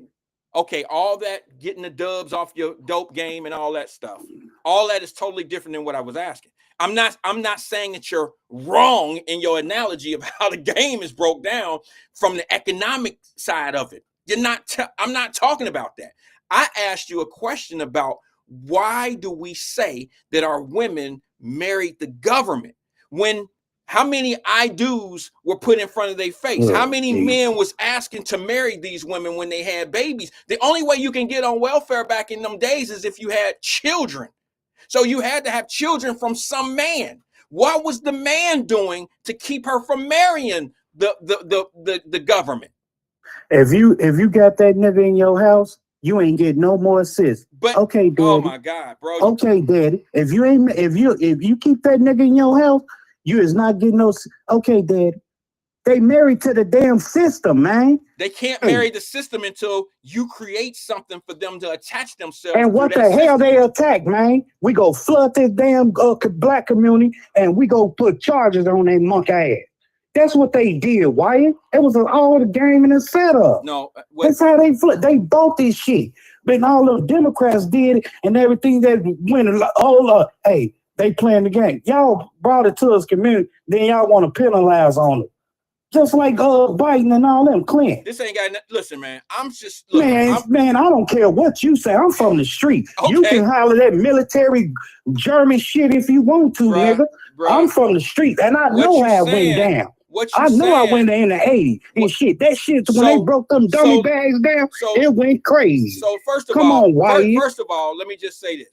I was damn near a grown-up by the time I got to Germany. My lifestyle as a child is everything. It was a blessing that God sent you over there to Germany because he knew if you would have hang around them guys, you would have been in jail or dead, right? God knew what plan was for you. But you know, I got to get my guy Wyatt up out of here. He knew what plan it was. But you know who you talking to. You talking to me as if I don't understand what you're saying or I don't know. Like I'm from going somewhere back what else. you said earlier, Wyatt. What I'm trying to tell you is this. I'm gonna be honest with you. Let's use my example with my mother. Okay. My mother didn't have to get on welfare. She didn't have to get on Section 8 housing. If my father would have stepped in and been part of my life and took care of me and my mother and they would have got married, it would have been a totally different situation when it came to that. What was her point of getting on there? You asked my father that. See, checkmate. Checkmate. Ask my daddy that. Ain't no damn checkmate. Yes, it is. I'm asking That's you. exactly what it is. If I would have had a father in my life, I would have had a better opportunity to escape all those traps. Don't you So understand that? So her grandma, your granny didn't put on game. It was not Your my grandma. grandfather didn't put on game. It was no, because my F grandfather that was nigga. I got him. my grandfather wasn't there either. Now, what we got to talk about that? Because the crack game wasn't out when my grandfather went a different direction. They wasn't even smoking crack, doing crack back then. What year was I'm that, talking Wyatt? in the obviously the 50s and 60s. No. You Wyatt. said my No. grandmother, right? You said No, my they grandmother. weren't. I said they wasn't. Wyatt. I'm agreeing with you. Okay. So what I'm Yeah. saying to you is this all happened. This whole pattern of blaming this particular system, it was already going on before Section 8 and public housing and welfare. That Well, it same depends on what absence era and father what was year you still talking about, Wyatt. the absence father been in our lives since the 40s. And once they started, and then we got into this civil rights thing, and then that's when what you talking about occurred. But we had fathers in the 20s and the 30s and the 40s. Man, my mom and them father been around since God know. What are you talking about? Listen, we can sit here and blame the government for our men walking away from our women all we want to. But the truth of the matter is, black folks flourished. We did so much better in the 20s and we 20s, understand 30s, that, and but we 40s was but we was on guidance and structure too. It went all these, man. They took the damn real niggas out, Wyatt. Come on, man. You got to think about. They took the fucking real niggas out and gave some gay nigga. Stop the pump faking What are on you here, Wyatt. talking about? Stop. I'm not. What the fuck you? When did that happen? Keep going, player. No, Keep going, player. when did what you just say? When did In that happen? In the late early 90s, Okay, man. I'm talking way before then. I ain't talking about what happens once you fall into the bear trap. Once you in the bear trap, now you at the mercy of whatever these systems you talking about do to you. But you don't have to be part of the trap if you stay going the God path. If you go in, if you have a child with a woman, you take care of that child and that woman. Why you're thinking You right gotta now is create right now. Back then they weren't thinking like this. Why? Back then, that's when we had more economic growth. We were at a faster pace as black folks than white folks in the 20s and the 30s when it came to family-oriented stuff. That's true. Well, that's that's true. because the family base was together, twin.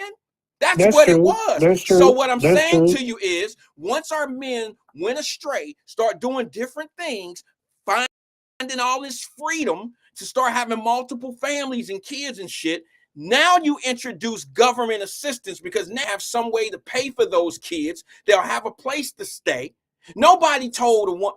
That's how it actually happened.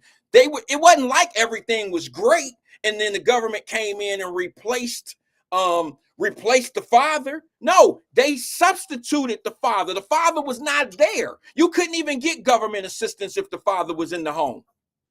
So how is it that we're going to sit back and blame a system and you say it took the father? No, what it did is it made a woman a little bit more independent. Now, I don't agree with this, but it did this. It said, okay, it made this woman a little bit more self-sufficient by being on welfare, having a place to live, and it wasn't that much of a detriment to have a child with a man and him no longer be in the house. So that's the part I don't like, because it added to the irresponsibility of making certain decisions. It did play a big part in that, because you would have women that would have 2, 3 kids. You would have men that would have 4 and 5 and 6 kids, and they knew that the government would take care of them. It didn't matter. Oh, they'll be taken care of. Shit, they got heat, they got water, they'll be fine. The only way that you would run things and be that type of person is if you think that, okay, somebody else will take care of it. It ain't really that big of a problem. Okay, then they ain't figure like this. Okay, we gave her government assistance and all that. So we found out she let her back in. So what you gonna do when we give you no more assistance? Oh, don't worry about it. Hey, we came up with a new plan. Child support.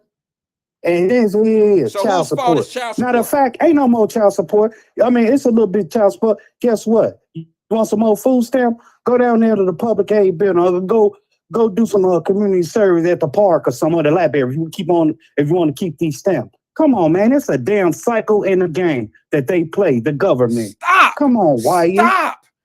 Stop. I'm not stopping. No, I'm keeping this train rolling, man. I'm not stopping. Stop. The I'm on government dummy didn't mode. make you go have 4, 5 kids that now need assistance from the government. They didn't create that. They didn't say, Wyatt, go down there and have a baby with Tiffany and Kim and Tanika. Go down there and have babies with them. We'll take care of them. Don't worry about it. We got it. Don't worry about the bill. We got it. We made those decisions to have those kids. So what are we talking about? We always want to talk about the systems. We always want to talk about the systems after the effect. You're the cause of the effect. The only reason why the systems exist is because of the cause. What we caused, what we did. And now we want to turn around and put it on the woman. Yeah, she plays a part in it, but come on, man. Can't we get past this? It was them, and we can say, hey, look, man, let's take accountability. Well, they don't want to establish it. They created and they put it, inbred in them women. Man, come on, why they did, man? The government, hey, this how we can do it like this. Hey, you want more food stamps? But guess what? Where he work at? But guess we what? We gonna come up with a child support base. And that's what her. Matter of fact, we gonna send his ass to prison. When last time he paid? Don't worry about it. He got 3 years on the shelf. Okay. Come on, Wyatt. Touche. He get out then what? Touche. Same. Come on, man. Don't worry about it. I ain't fuck the damn government. I'm gonna keep hustling. Touche. But what you're talking about is a penalty you're talking about a penalty that comes from not doing things the right way by not making the proper decisions, right? You try to justify this bullshit, man. Not. Go on with that, man. I'm trying to make you understand. You showing out today. No. You're not trying to hear me. You hear me, but you're not trying to hear me. But here's the other thing. That's what hurt black folks, right? That's what hurt everything you just described. The child support and all that shit, right? That's what put our women married the government, right? Right? And that's what they did. And that's what that's what put us in where we are today, right? Pretty much. Then let me ask you something. Why is it that there's more white women on welfare than there are black women? Then that means the system is for them as well, too, right? So it should have ruined them too, right? Yeah. Okay, so but they get help though. They send their ass to the damn rehab. Where we go? Hey, this is Ohio Department of Corrections. You have a collect call from Wyatt. Okay. Come on, man. It's a damn fucking cycle, man. Okay. Come on, man. All right. They gonna let it, man. Man, I see him come in Crow with Louis Vuitton, dressed all to the T, and all them white women. And what they do, white, I'm gonna stick with your move. They pull out them goddamn EBT cards. They got 50 cars in there, and I see that special car. I said, damn, look at here. This lady dressed to the T, professional, look like she got a corporate job, and she pulled out the EBT card. Why? Yeah, I've seen it. So it's a cycle, man. But it's just a cycle. But we played a part. Hey, if it's a come up for me, hey, I'm good. And people always holler Section A and all that. But if you really look at it, Section A came a long way, Wyatt. They got programs that you can benefit, help you come up. Out of that programs. People don't know that, but people downplay it. They have programs where you can become a homeowner. I get it. Exactly. And people always tell, well, you on Section 8, you live in Winter. Man, you don't know the backdraft of it.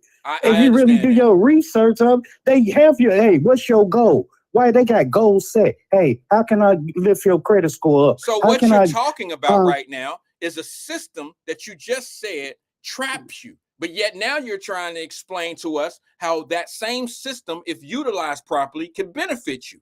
Which is it? You can't have it both ways. I was just giving you. No, you was just wanting to be mad about some shit. And now you're really thinking about what you're saying. I switched the gear on you, man. And you didn't switch no gear. You switched gears on yourself. Because what you should have did was went in reverse instead of kept going forward on them gear shiftings. Because what you just described to me was a program that kept us trapped. And then you started explaining to us about the benefits of the program and how they I'm going off no. I'm going off real talk. I'm going off what was in the message earlier chat. And people hollered at we keep hollering about Section X. Hold on, babe. Bag, get your nosy butt on. Hey, I'm hollering about what was happening early in the chat. And I'm like, man, that's a program and I didn't know. This, man. Until they broke it down to me. I would say if I was a woman, specifically a black woman, I can't speak for black women. I know they think I do that all the time, but I'm just gonna say this because I mean it. And that I heard that the reason that I married the government, I would be totally offended by it. I watched my mother have me as a young age at 14 years old, and she needed assistance at the beginning, but it wasn't a way of life for her. She went off, did some things, got a little bit of education, a little bit of schooling, and ended up working for Cincinnati, not Cincinnati Metropolitan, but Housing Opportunities Made Equal. She worked her way through that at a young age. She went off and got a government job, which allowed her to send me to some better schools and do some different things in life. And I would say my mother never married the government, and she did all of that without a man. And I'm not suggesting that she did things the right way. If I was my mother or a woman like my mother, I would say, I'm offended that you would say that I married the government instead of marrying the father of my son, because maybe the father of my son was just doing some different shit out here and he had 2-3 kids the same age as my son, and I don't want to be with that. Maybe at a young age I made a mistake. But by didn't you being fill with out the him. application and took their assistant? Say it again. Didn't your OG fill out the application and take their assistant? Who, my mother? Yeah. She had Regardless to. of your mama or whoever. She had to. Okay, that's marrying to the government, man. Well, I'm not. No, I shall depart and everything. This relationship is over. Divorce. Now that I got a good job and everything, I don't need the assistance no more. Come on, man. You married to the government. What I'm saying to you, bro, is I would find it very offensive that if live it, I mean, say it or whatever. It is what it is. It's right. It's the fact. It's out there. The document. Everything. Your name is on that application. You married to the government. Here's your damn food stamps. But it's Here's not, a book up. I hope the numbers match up with the stamps. Twin, I think you're missing the point. It's very. I feel you, man. I mean, I understand what you're talking about. I really do. Why we having this back and forth conversation? At the end of the day, why I still understand what you're saying. I hear you, bro. Regardless of what I said, why don't be on the defensive side, player? I understand you, right? I'm not defensive. Now you got soft like you stalking that girl. Or being thirsty, man. Come on, why don't do that, Bye, man? twin. I gotta go, bro. You I bet you do. Your blood pressure, take a cup of tea. You'll be all right. Man, you didn't fell off your baby chair. I'll holler at you tomorrow. I fell off that mug. Peace No, and love real to talk, you, bro. right? I gotta go, man. It's 3:00. I'm up against the clock. About to sit here. I just don't understand that. I don't understand why we always want to say that the woman married the government when that might have been the only option she had, because the man didn't stay. He didn't have a baby with a woman. He got one on the way. He got Teresa. He got Pam. And he got another one on the way. And we mad at the woman because she took the alternative of, what else is she supposed to do? This dude ain't going to be in my life. He's not going to take care of me and my child like a father really supposed to do. So what is she supposed to do for room, board, and shelter? Room and board and food. What is she supposed to do? She got a brand new child that you're not taking care of. She didn't marry the government. She didn't marry the government. I'm sorry, that's just not how I see it. Now, am I naive to think that some women was having babies with guys and okay, it ain't no big thing. I'm being irresponsible. I know that if something happened, I'll be able to take care of this child because I already got an apartment. The only way you're going to get an apartment at the age of 16, 17 with Metropolitan Housing is you have to have a child. They're not going to give a 16-year-old, a single 16-year-old, an apartment. They're not going to do that. You have to have a dependent, a child. And I just don't understand that. It sounds dirty to own. And here's the thing. If there's white women doing the same thing, why not just say that women married the government? If you're going to use that dumbass, to me, it just doesn't sound right. Okay, I could be proven wrong. To me, it just don't sound right. It don't feel right. If you're going to say that black women married the government and that's why we don't have no men in the house, if that's what you want to use, then you have to use that same reasoning for white people. White women were on the welfare system to this day. They triple us. So what is their reasoning? Did the welfare system break up white homes? But to just single out black women and say That the reason why we don't have no fathers in the house is because they made it easier for men to just go away. They made it where the women could have babies and they don't need no man. That's crazy. That's crazy. Maybe men need to start. Let me batter up for the men one time. Maybe we need to choose better at who we have children with and say, this is gonna be my woman, this is gonna be my wife. We're gonna have these kids, and I'm gonna take care of them. Then I ain't got to deal with none of them systems. Then I don't have to worry about child support. I don't have to worry about the welfare system. I don't have to worry about metropolitan housing. Or you could just be like the Evans on Good Times. That was an in-house, in the hood ass family. See what I'm saying? And I know it was a make-believe situation, but to be honest with you, I could name 4 or 5 families that grew up in law homes. Well, let's combine law homes and Lincoln Court that had a mother and a father in the house, and they was on Section 8 or whatever, metropolitan housing. I could name 2 or 3, some on here right now. Some gonna be watching it later. Had a mother and a father in the house, and they based their rent based on their incomes. But I find it very offensive. And I know I had a 14-year-old mother who was not on welfare our entire life. She had it when I was an infant, when I was a baby. She got off of welfare once she got on her feet. I was probably about 6 or 7 years old, she told me. I find it very offensive when people say, and I know some of your highest Black leaders and scholars say this shit on the internet all the time. They say that the government came in and put the Black man out of the family.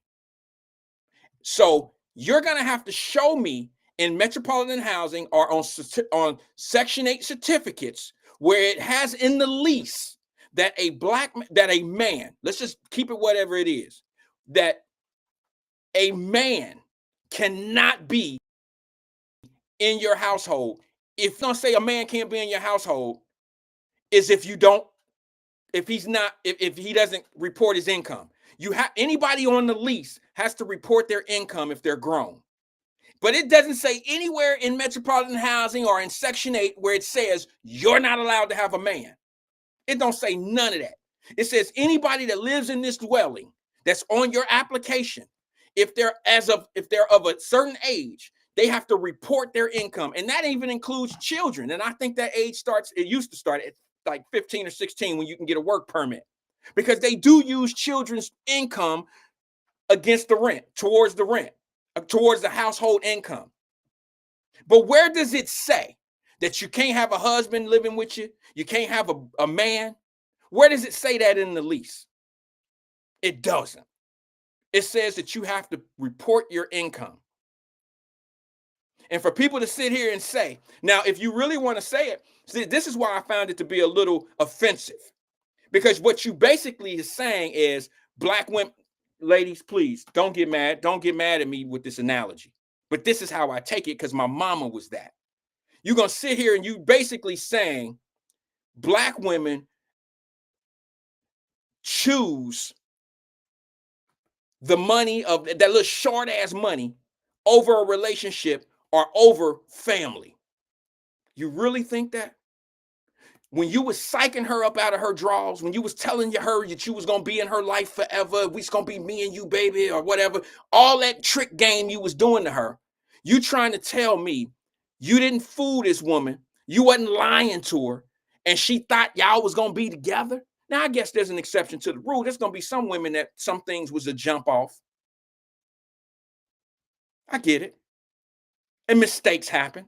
Teenage pregnancy happens. I get it.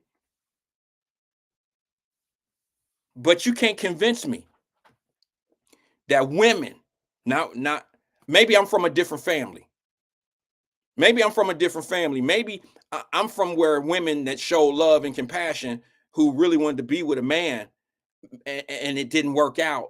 But yet I seen that they, ended up with different dudes that they really wanted to be part of their life and all of that. I don't know. I can't think for a woman, but I find it very hard to believe that women are just putting government assistance over having a life, maybe not even a life partner, but a father to their child in the home. You really want me to believe that? See, to me, that's insulting, because guess what? When you say black women, you really should be saying women, because it ain't like white women ain't done it, Asians haven't done it, or whoever else on welfare have done it. That's all I can say about that. On that note, I'm going to show you this video, because I'm so sick and tired of people making it seem like we the worst. We might make some bad decisions, but we're not making any different decisions than anybody else. I think that what we need to do, I think the fellas, I'm going to put it on the fellas, because of course it's easy for me to say, well, the ladies make the ultimate decision if they're going to let you have sexual encounters with them. And if they allow you to have sex with them, then it's both of you mistake if something happened. If an accident happens, you got to put it on both of y'all.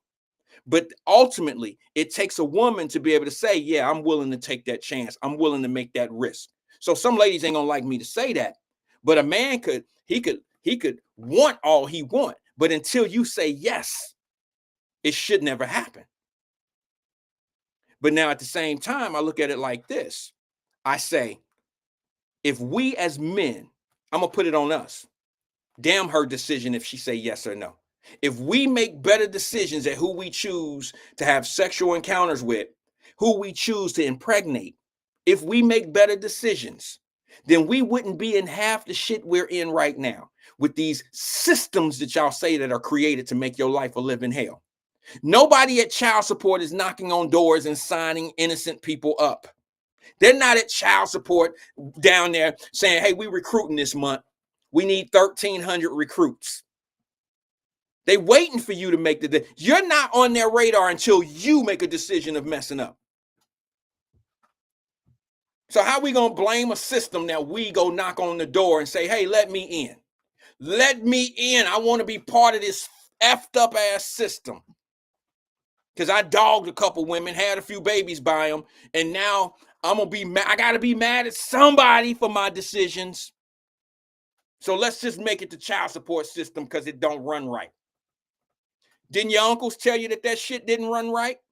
Didn't your daddy who wasn't around tell you that the system don't run right? Haven't you heard enough shit on the radios and on the TV shows over the last 30 and 40 years that the program don't run right? No, you got to just do it for yourself so you can believe it. Now it's too late. So y'all want to blame the women. I get it. Oh, she won't let me see my kid. All that old shit. You should have known what you was dealing with. She already had 2 kids with 2 different dudes. Why you even messing with her? Why? You knew what she was. You know she was a jump. You knew. That's why I told y'all, and people got mad at me. I even had some of my old sandboxes throw some shade at me when I was like, oh yeah, y'all keep on chasing them big ass booties. The bigger the booty, the bigger the problem. And if a woman will buy a booty, oh my God, that's a nightmare waiting to happen for your ass. You do not want that. I'm sorry, ladies. I'm sorry. I'm just being honest. I'm talking to my brothers at this point.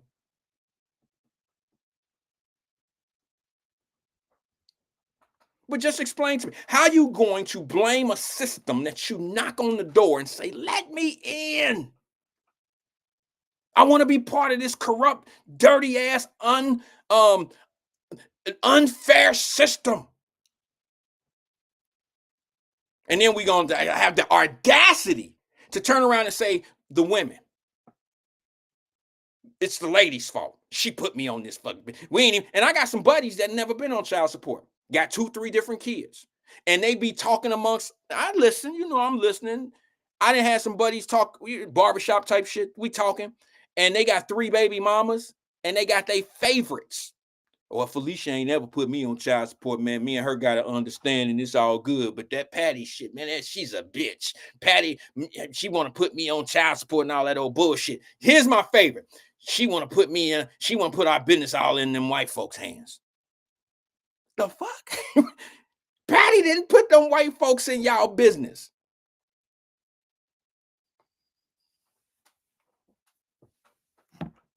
Stop. Stop the cap. Ain't that what they say? The young folks and the old heads be trying to say that shit. I know I look stupid saying it because cap was something different when I was growing up, but stop the cap. Lannis Timmons, what's up, my brother? Talking to another brother that's been married for 50 years. You know what I'm saying? Some people don't get it, Lannis. They don't understand where I'm coming from and what I'm talking about because number one, it has to be in you. I'm not having a conversation with everybody. Some listening and some feeling it.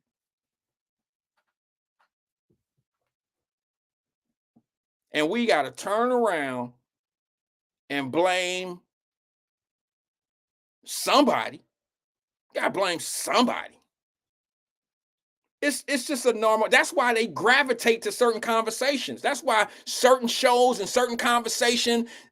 That's why the majority of the people gravitate to those nonsensical ass conversations because they feel comfortable being able to talk amongst other nonsensical topics. They love to be able to say, "Yep, that's it." And I say it all the time, and I'm gonna say it once again, one more time right now. To me, the craziest shit I've ever seen in my life. Lana said 28 years, August 31st. See, OGs know. OGs know. 27 years, Mr. Timmons. April the 21st, March 21st, excuse me. 27. I'm right there. We right there with you and Miss Ann. Now, y'all know Miss Ann and Mr. Tim, they ran the Friars Club. Good people. So when you drop your kids off at the Friars Club, like I did my shorties, my babies started there. They had an example. They had a husband and a wife right there, plus a staff.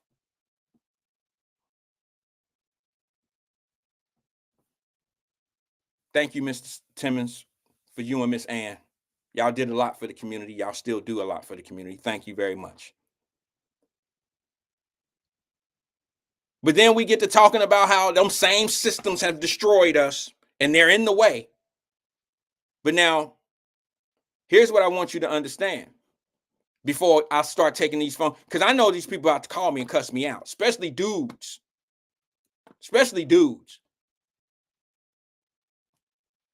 But I want you to see something because we always talk about if we had our own neighborhoods, if we can't do this, we can't do that. I'm about to show you something. There's a little thing out right now. I don't know. I put it in the Wyatt Live Messenger group. Three of the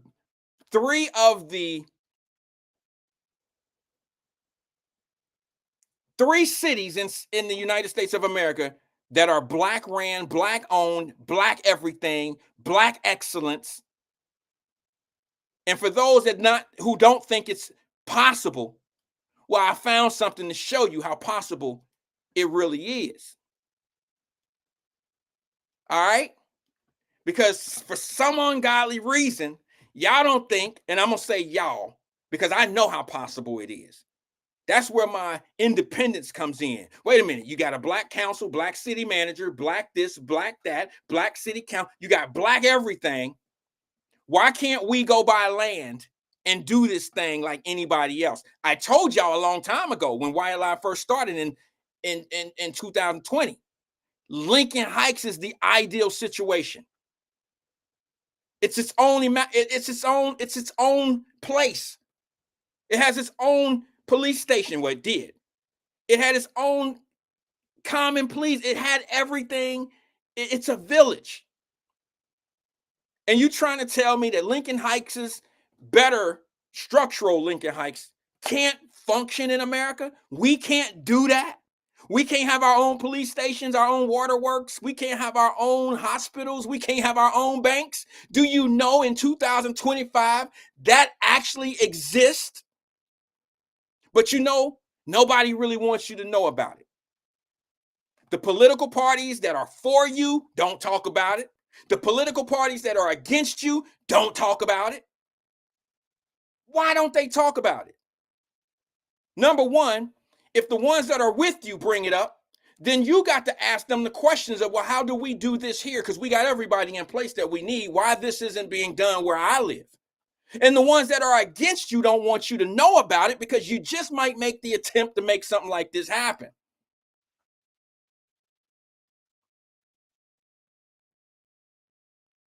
Here's the 3 blackest cities, and I mean this with respect and honor, in the United States in 2025. Check it out.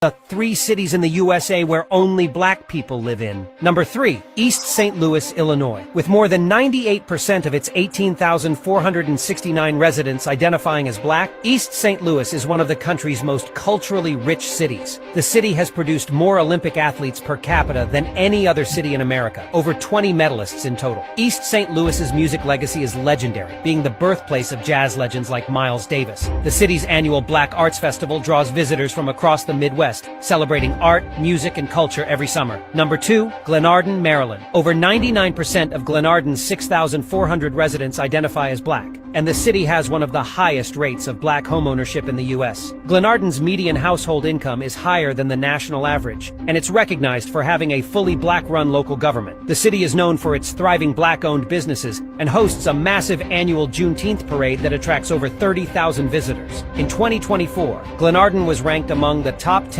most family-friendly suburbs in Maryland. Number 1, Mound Bayou, Mississippi. Nearly 100% of Mound Bayou's 1,400 residents are black, making it the most historically significant black city in America. The city was fully self-governed, with its own hospital and bank run by black professionals. Mound Bayou once achieved a 100% high school graduation rate and is known for a strong tradition of black leadership and community pride. In 2025, the city celebrates its unique culture with the largest Black Heritage Festival in Mississippi. The 3 cities in the USA where only black people live in. Number 3, East. Let me pause it. That was it. The 3 cities: East St. Louis, Glendon, Maryland, and Mound Bayou in Mississippi. Mound Bayou in Mississippi has its own everything: black bank, black hospitals. Very self-sufficient. And when I come on Wyatt Live and I talk about we can do those things, I don't know why it seems to be like, what do you think I'm doing? What do you think I'm here for? What purpose do you think I'm serving? No, what you want to do is you want to focus on what they teach you. Why don't we should all know this. So that's why I'm giving. I'm serving it. I'm serving it up. I'm serving it. Because there's some people that want you to believe we just dusty. We ain't shit. We married to the government. We don't make economical decisions. We just beg for everything.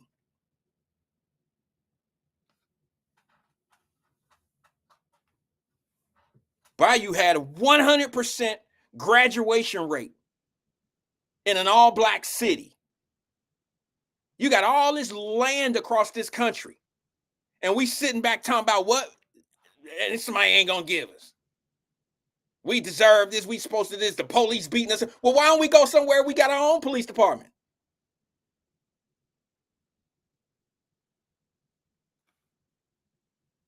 As long as it's not Minneapolis. Because black police officers kill black people in Minneapolis.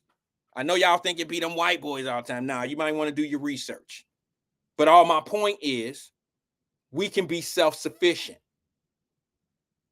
And all that shit that they got us up here thinking and watching on the news, all that old shit, man, that's divisive. That's divisive. That they doing that just so we won't think like what I'm talking about right now. There's people that want me to be messy, talk about all the messy stuff all day, talk about how the government got us married. They are black women. So how do you look at a black woman who raised their child who may have had government assistance? Is it fair to say that she married the government instead of your father? Should I look at my mom a different way? Should I have looked at my mother and said, "Ma, you should have married that man that didn't want you and had 2 kids on the way. You should have married that man. You was 14, he was 15. You should have married him. You should have never got on the system that you needed for about 6 years of my life. Should have never done that. How dare you marry the government? How dare you do that?" And what's crazy to me is the same, and I hate to say this because it sounds like I'm bashing my brothers and my sisters, but we the only ones that say it. I have never heard a white person say, well, that's not true. I've heard a white person make a point. of, well, black people married the women married, the black women married the government.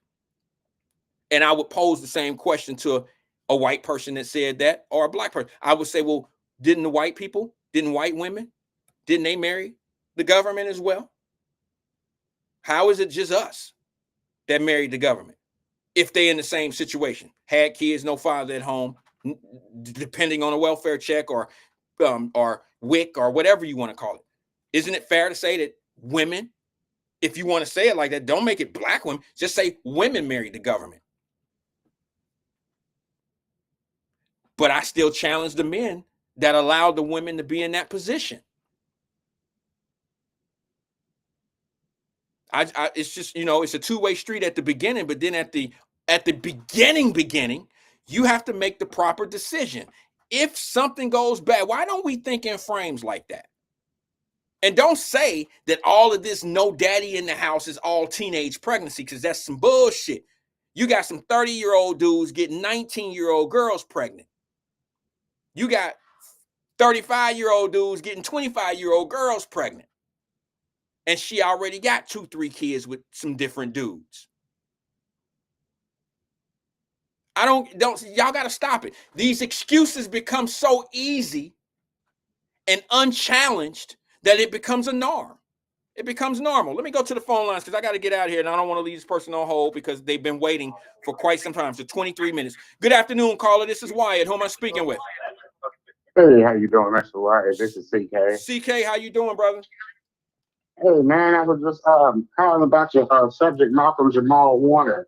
Okay. I like him, and I apologize about yesterday. I was a little discombobulated. I think because so. I was attacked by one of your callers on the previous day. Remember, he didn't like the fact that I was giving you your flowers while you still breathing instead of waiting until you pass on. Yeah, we do that at times. We do that at times. I appreciate. Listen, CK, I really appreciated the fact that you said what you said. I do. I take it. I take it as a compliment, and I appreciate you. I really do. And we do it for him, though. We do it for the haters.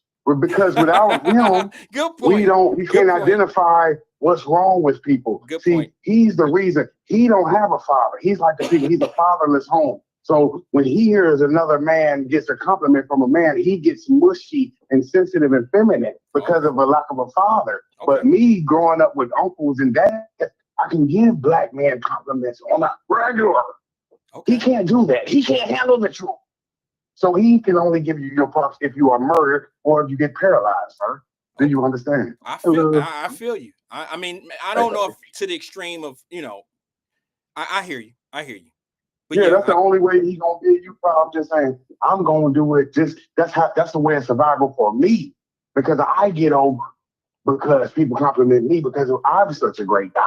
So of course I'm gonna pass it on to other great people in my community. Okay. You see what I mean? And on to Malcolm Jamal. What a great good guy. Thespian. Good thespian. Guy. I'm talking about straight up thespian. Really the greatest thespian since the late Tom Morrow. I mean, I would put him number 5, Mount Rushmore. I would put him number 5. Have you ever seen a young guy with that kind of acting ability, sir? Have you ever? Oh, wait a minute. Hold on. Don't make me criticize this man, okay? He was a good actor. I'll leave it at that. You see him. I'm talking about not only a good actor. But don't go there with the don't go there with the Rushmore and all that. Please don't do that. Not right now. Let's keep it positive. Okay, I got let's keep it going. I got you. We don't. It's too fresh right now to talk about. I don't want to sprinkle any type of what some would call hate. I don't want to sprinkle any hate on what we got going from my opinions. All right. So I'm just gonna say he was more of a pillar. He was a good guy. He's a great guy for the community. He played a great role on the Cosby Show, and he went off to play some other great roles. Some of those other shows never really hit as hard as the Cosby Show, but I think he was more effective on the Cosby Show. And that's where he was. Good guys. He was a Fresh Prince, Will Smith type of guy. He never played a bad guy in his life. He played in a movie or two that made him a thug, but it didn't work out. It didn't get a lot of love. He did? He played one? Yeah, he played a bad guy in one movie or two. Yeah, it didn't work out. Oh, he went against his nature. And He went against his nature. yeah, and it's hard. It's almost like this, CK. Your guys who play bad guys in movies, they get stigma. They get that reputation, and they the best bad guys. You know, and like, you know, some of them are just gonna be bad guys in all movies, okay? Because that's what they play as the bad guy, and they do it the best. And then they played, and the role was so powerful, trying to go from the bad guy in a movie, and now all of a sudden you the super dude, you the police officer or something like that. That's a hard change. And it's not that they can't play the role. It's our mental as people watching the movies. We can't, you know, we get this picture and this image of these people. Like I'll give you a perfect example. Who was that? Who played Tony Montana?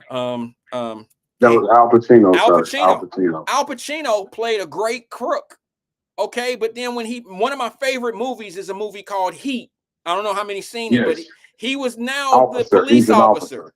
Yeah, he was a police officer. He didn't play a very good police officer. It was a great movie.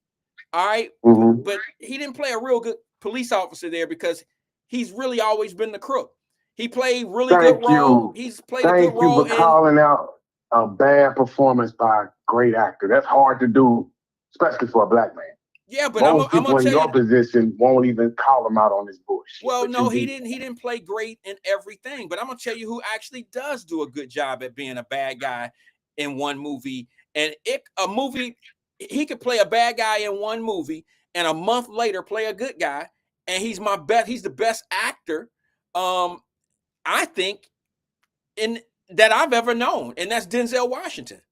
Denzel Washington can play a crook. He could play the dirty cop. He could play a crook, and he could come out and be Malcolm X. You feel me? Like he is amazing. That's why he played such a great role in Malcolm X, because he started out a crook in that movie and then ended up a good guy. But he's been able to be that versatile throughout his whole career. Since you want to go below the belt and name Denzel Dub, I will. Okay, I'm not gonna beat him. I can't beat him. He's too talented to beat. But I get right up there with him on skill level. Leonardo, say he ain't right there up there. He ain't better than Denzel, but he up there with him. Now, what's your thoughts? Who? Leonardo. I'm not that much of a Leonardo fan. I think he also has. Well, yeah, I think he's one-dimensional. That's just my opinion. He's alive, so I can criticize him. But I just think that he's one-dimensional. I think he plays in movies that are written well, and that always helps guys. Okay. That help guys. But you say he ain't messing with the past being Denzel. The one they call Denzel. No, bro. He can't. The only person that I would put. There's a few people. There's a few people that I can put up with Denzel, both white and black. I can put Samuel L. Jackson in that boat. I can put Brad Pitt in that boat. He's a guy who can play anything. Both. But you got him taking out a legend, Al Pacino, because you named a bad performance. Denzel still has no bad performances. We got 2 bad performances with Al Pacino with Every Given Sunday, another bad performance. Well, it's not sometimes a bad. Sometimes I look at the fact it's not a bad performance. Sometimes it's just a bad movie. Okay. No, bad performance. The head coaching of Every Given Sunday, and then the performance you talked about in Heat. Heat is a great movie. Bad performance by the legend Al Pacino. You called it out. Well, no, I'm saying a bad movie and a bad performance is two different things. I think some movies are written better than the actors can actually act. I've watched bad acting because the movie was written well. I tell you, during COVID, during COVID was a perfect example where you had some really bad, like during COVID, Netflix had to buy a bunch of content and they put a bunch of bad movies out there to keep people occupied that had bad actors in it. However, some of the plots and the storylines were pretty good and it kept me engaged, but the acting was horrible. Matter of fact, some of them didn't even speak English. They was putting the English on top of the main, language or the language of the movie. Talking about Predator. You're talking about Predator Part 1 with Apollo Creed and Carl Weathers. Well, okay. I don't remember that one, but okay. You didn't watch Predator with Arnold Schwarzenegger? Are you serious? I probably did, bro, but those aren't the movies that stick with me. You know what I'm saying? Like, I probably seen it, but some movies just don't stick with me like that. Like Malcolm Yeah, X yeah. I'm stuck with. surprised about your Leonardo opinion, but I I don't do think he. respect you say he's one range. Listen, And you saying man. Denzel beats him in the range. I like that though. And I think you're right about that too. Yeah, I'm gonna tell you another guy that I think that's underrated, and I think that if he would have never got into this little trouble, Wesley. well, Wesley Snipes he's a really good actor as well, but you want Wesley Snipes Oh, to be Jonathan. you want him to be You the talking about bad guy. Jonathan. You want him to be the bad guy. But here's a guy that can play. I tell you somebody that's really good, and a lot of people slipping on him, and they probably don't like this, but I think that Will Smith is a very good deliverer of a story. I think Will Smith does a really good job playing his characters. I mean, his career is still incomplete, sir. We need that bad guy from him. We need that American gangster performance. No, we don't. We need no, we that don't. from him, No, sir. that's his career the is last thing we incomplete, need. sir. We need that. No, that's the last thing we need out of somebody like that. The last thing We we need a villain. is one of our top black actors now going into villain mode. That's not what makes him complete. What we need from him is to be a large conglomerate business owner, CEO / started from the bottom. Now we right here all the way at the top. That's the movie we need from him. We need an encouraging movie, not a movie that's going to put him in a light American Dad. What was the name of that? American Dad. Well, I'm just saying. When his dad, I'm just going back. The son. The son? You remember the movie with his son? He was trying to sell the thing. Yeah, you're talking about when he played the movie with his son in it. That was, come on now. I'm trying He's to think done what you're asking him to do. No. He just was homeless and he was a single father with a child. I get that. That was all good too. Pursuit of Happiness. Pursuit of Happiness. Yeah, that's it. The problem is you're asking him to come out and be a gangster. And that's not what's going to complete his career. I think it's not necessary. I don't think that a gangster is within all actors. I don't think it would even go. We need the full range, sir. I didn't like wasn't complete until Scarface, sir. Yeah, we need the full range. I didn't like Will Smith in Bad Boys.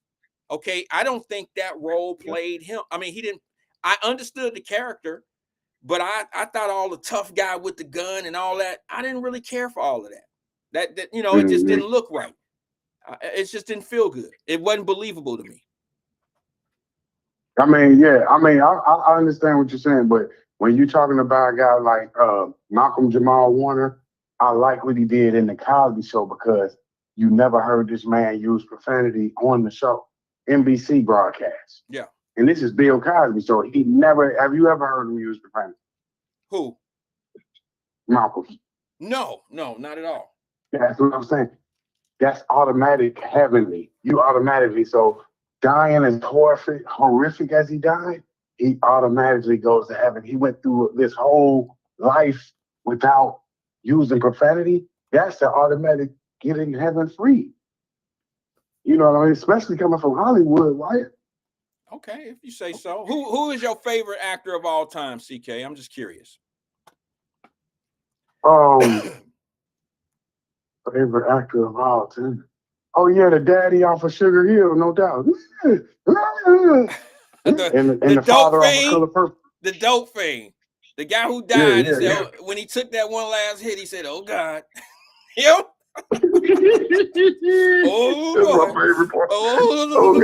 Oh God.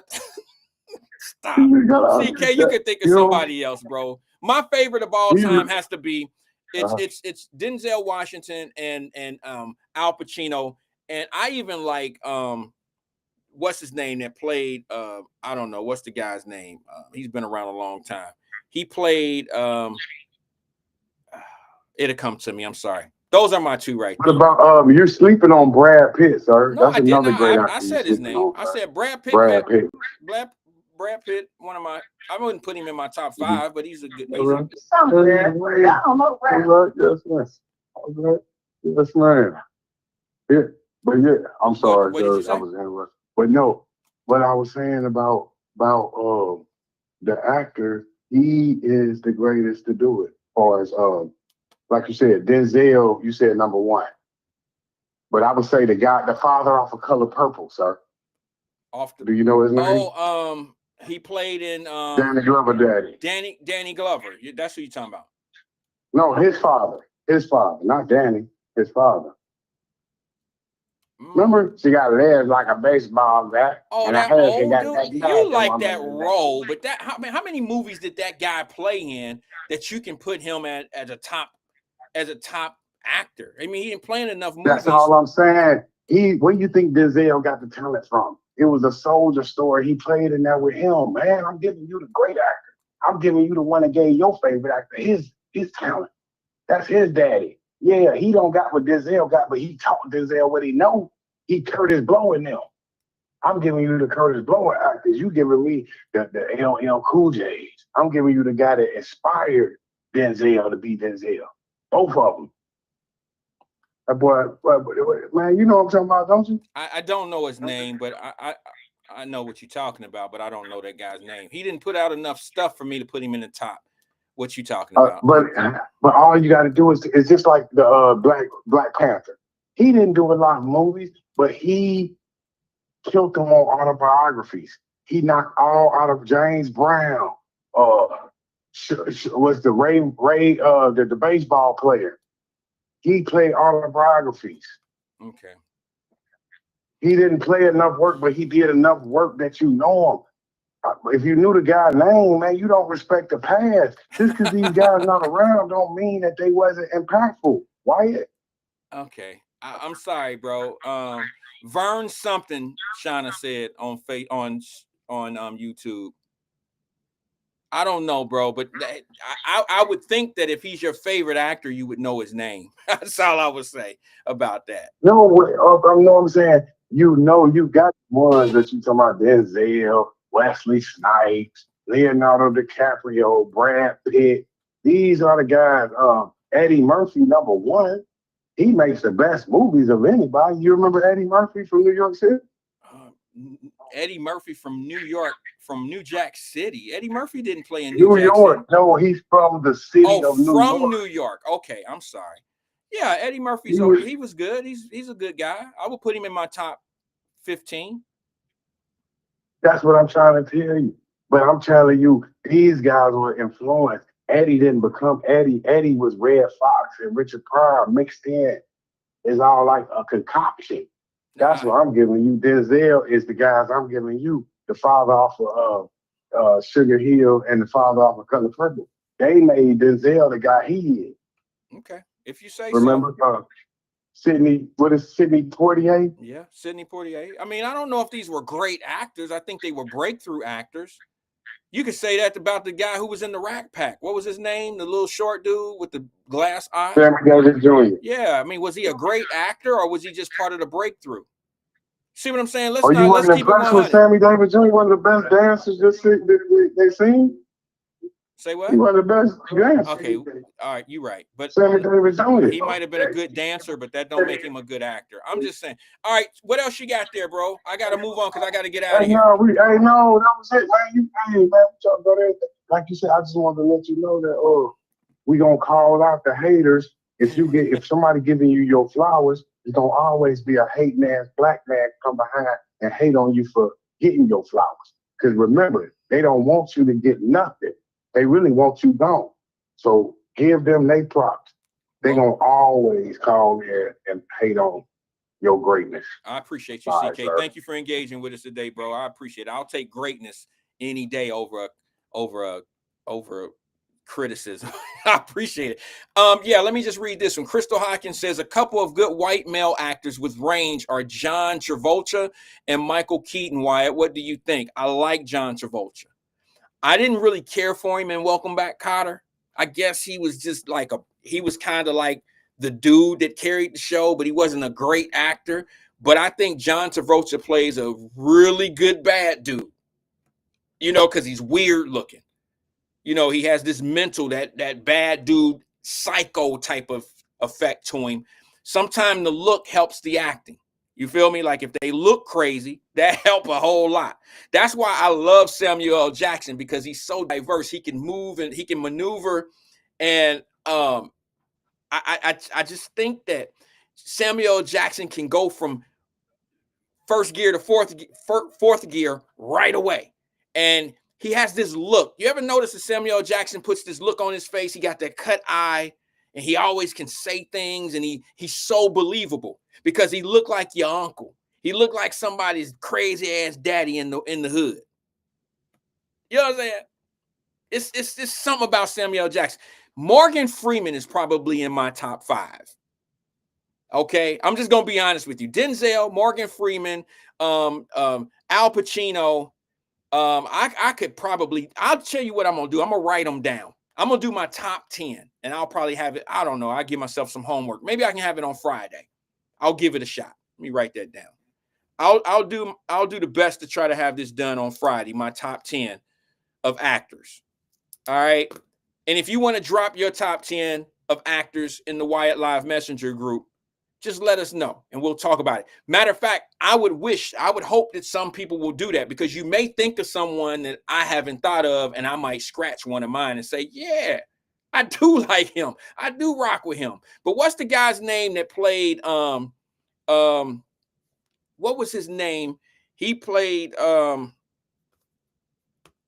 in The Untouchables. What's that guy's name? He played in The Untouchables. Both guys. He played Ness, Officer Ness, and he played in Bodyguard. And what's the other guy's name?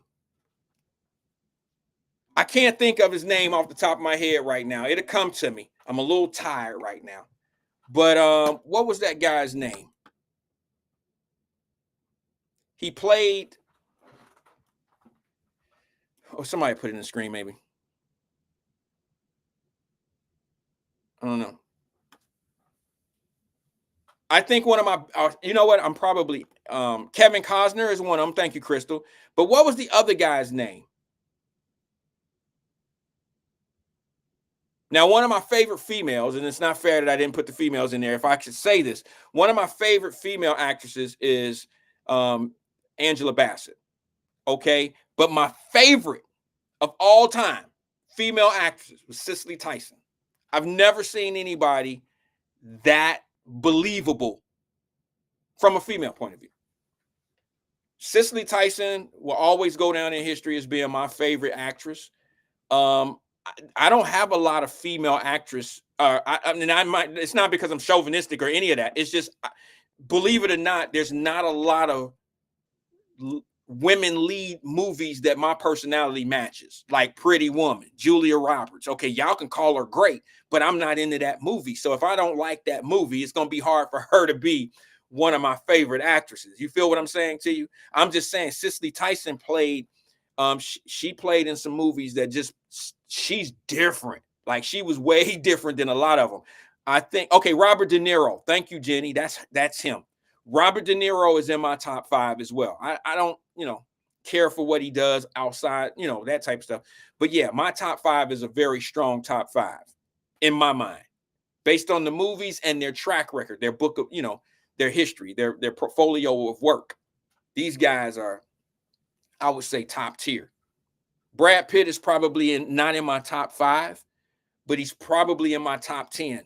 Some of the best movies I've ever seen that I love, that I enjoy, Brad Pitt was in them.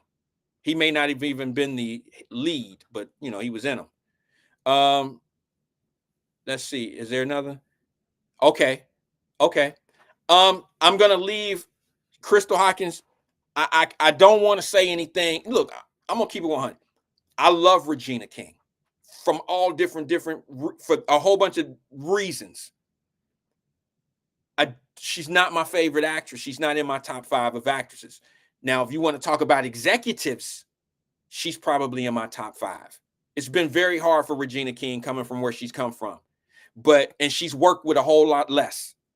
All right. But as far as favorite actors or actresses, she's not there, because she's never played in something that just, I was like, oh, you know what I'm saying? She took over the movie.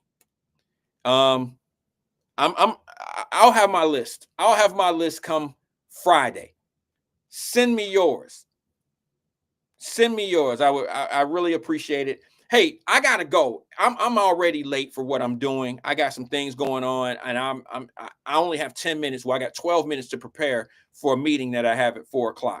So I'll see you guys tomorrow, same place, same time, right here on Wyatt Live at 1 o'clock tomorrow. Peace and love to everybody, man. Nothing but love. Say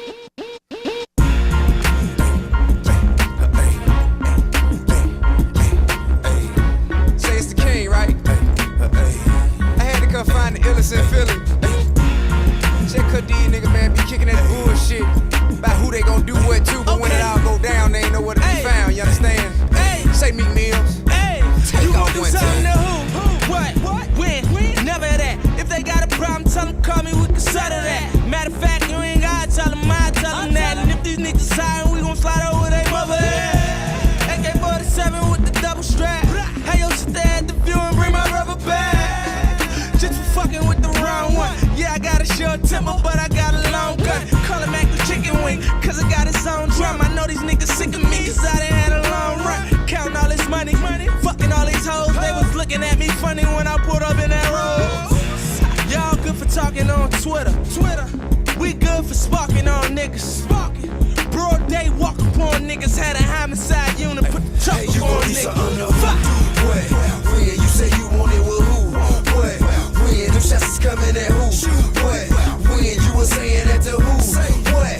Being fuck, nigga, you better get that fuck shit off your mind, cause I'm up that strap, you cross the line. Make examples out you niggas start spreading the news. When I choose to go, then go upside your head with the two. You looking for me, you can find me at the top of the list. And if they ever let me in, I one stop for shit. You see that motivation make it sound cocky shit. Whatever, fucker, tell them sucker hippopotamus. Nowadays, play, I could've possibly get them getting paid. Get out the Maybach and go hop in the jet. Know they hating on the rise and the chill I spin. And the fact that I'm looking fly and whatever I mean. Most of you big niggas soft like the Michelin Man. When you see a little nigga standing with a pistol in hand. Cat me on stage, bopping with my dick in my hand. Trying to distinguish the difference between the bitch and the fan. I'd have been broke, went home and never again. Cause I sold dough once and I sell it again. Fur weed 500, I sell it again. Tell the mice made way and let the elephant sing. Nigga, who? What? When you say you want it with who? What? When them shots is coming at who? What? I hear these niggas out here talking, but I got something for all that. Let me out. Don't even waste your time on it. You know what I'm saying? And I speak on behalf of yo. I'm going round for round. Jab for jab, nigga, pound for pound. Only time we showing up to shut this motherfucker down. Round in the kill, both spare ties. Chopper ride, shot spot, nigga, flatline. Tip can't tote it. I keep the problem solver though. Drive-bys on dirt bikes with Meek Millio. Chrome rock shells, I bleach them and watch them fade away. Leave a nigga block wetter than a rainy day. West beef is when you scared to leave the crib. Goosey empty your spot for some of the dollar meal. I'm worth meals, but I beat a nigga ass still. Now niggas getting wasted, ain't talking spill bills. School of hard knocks, summer high achiever. Running your dick sucker, get your hit up with the Nina. And NY, I'm still strapped, snucking with the cleaver. Your best bet to run the other way when I see it is flyer, bitch. When you say you want it with who? What? When them shots is coming at who? What? When you was saying that to who? What? Being fuck, nigga, you better get that fuck shit off your mind, cause I'm up that strap, you cross the line. Make examples out you niggas start spreading the news. When I choose to go, then go upside your head with the two. Recordings just got better.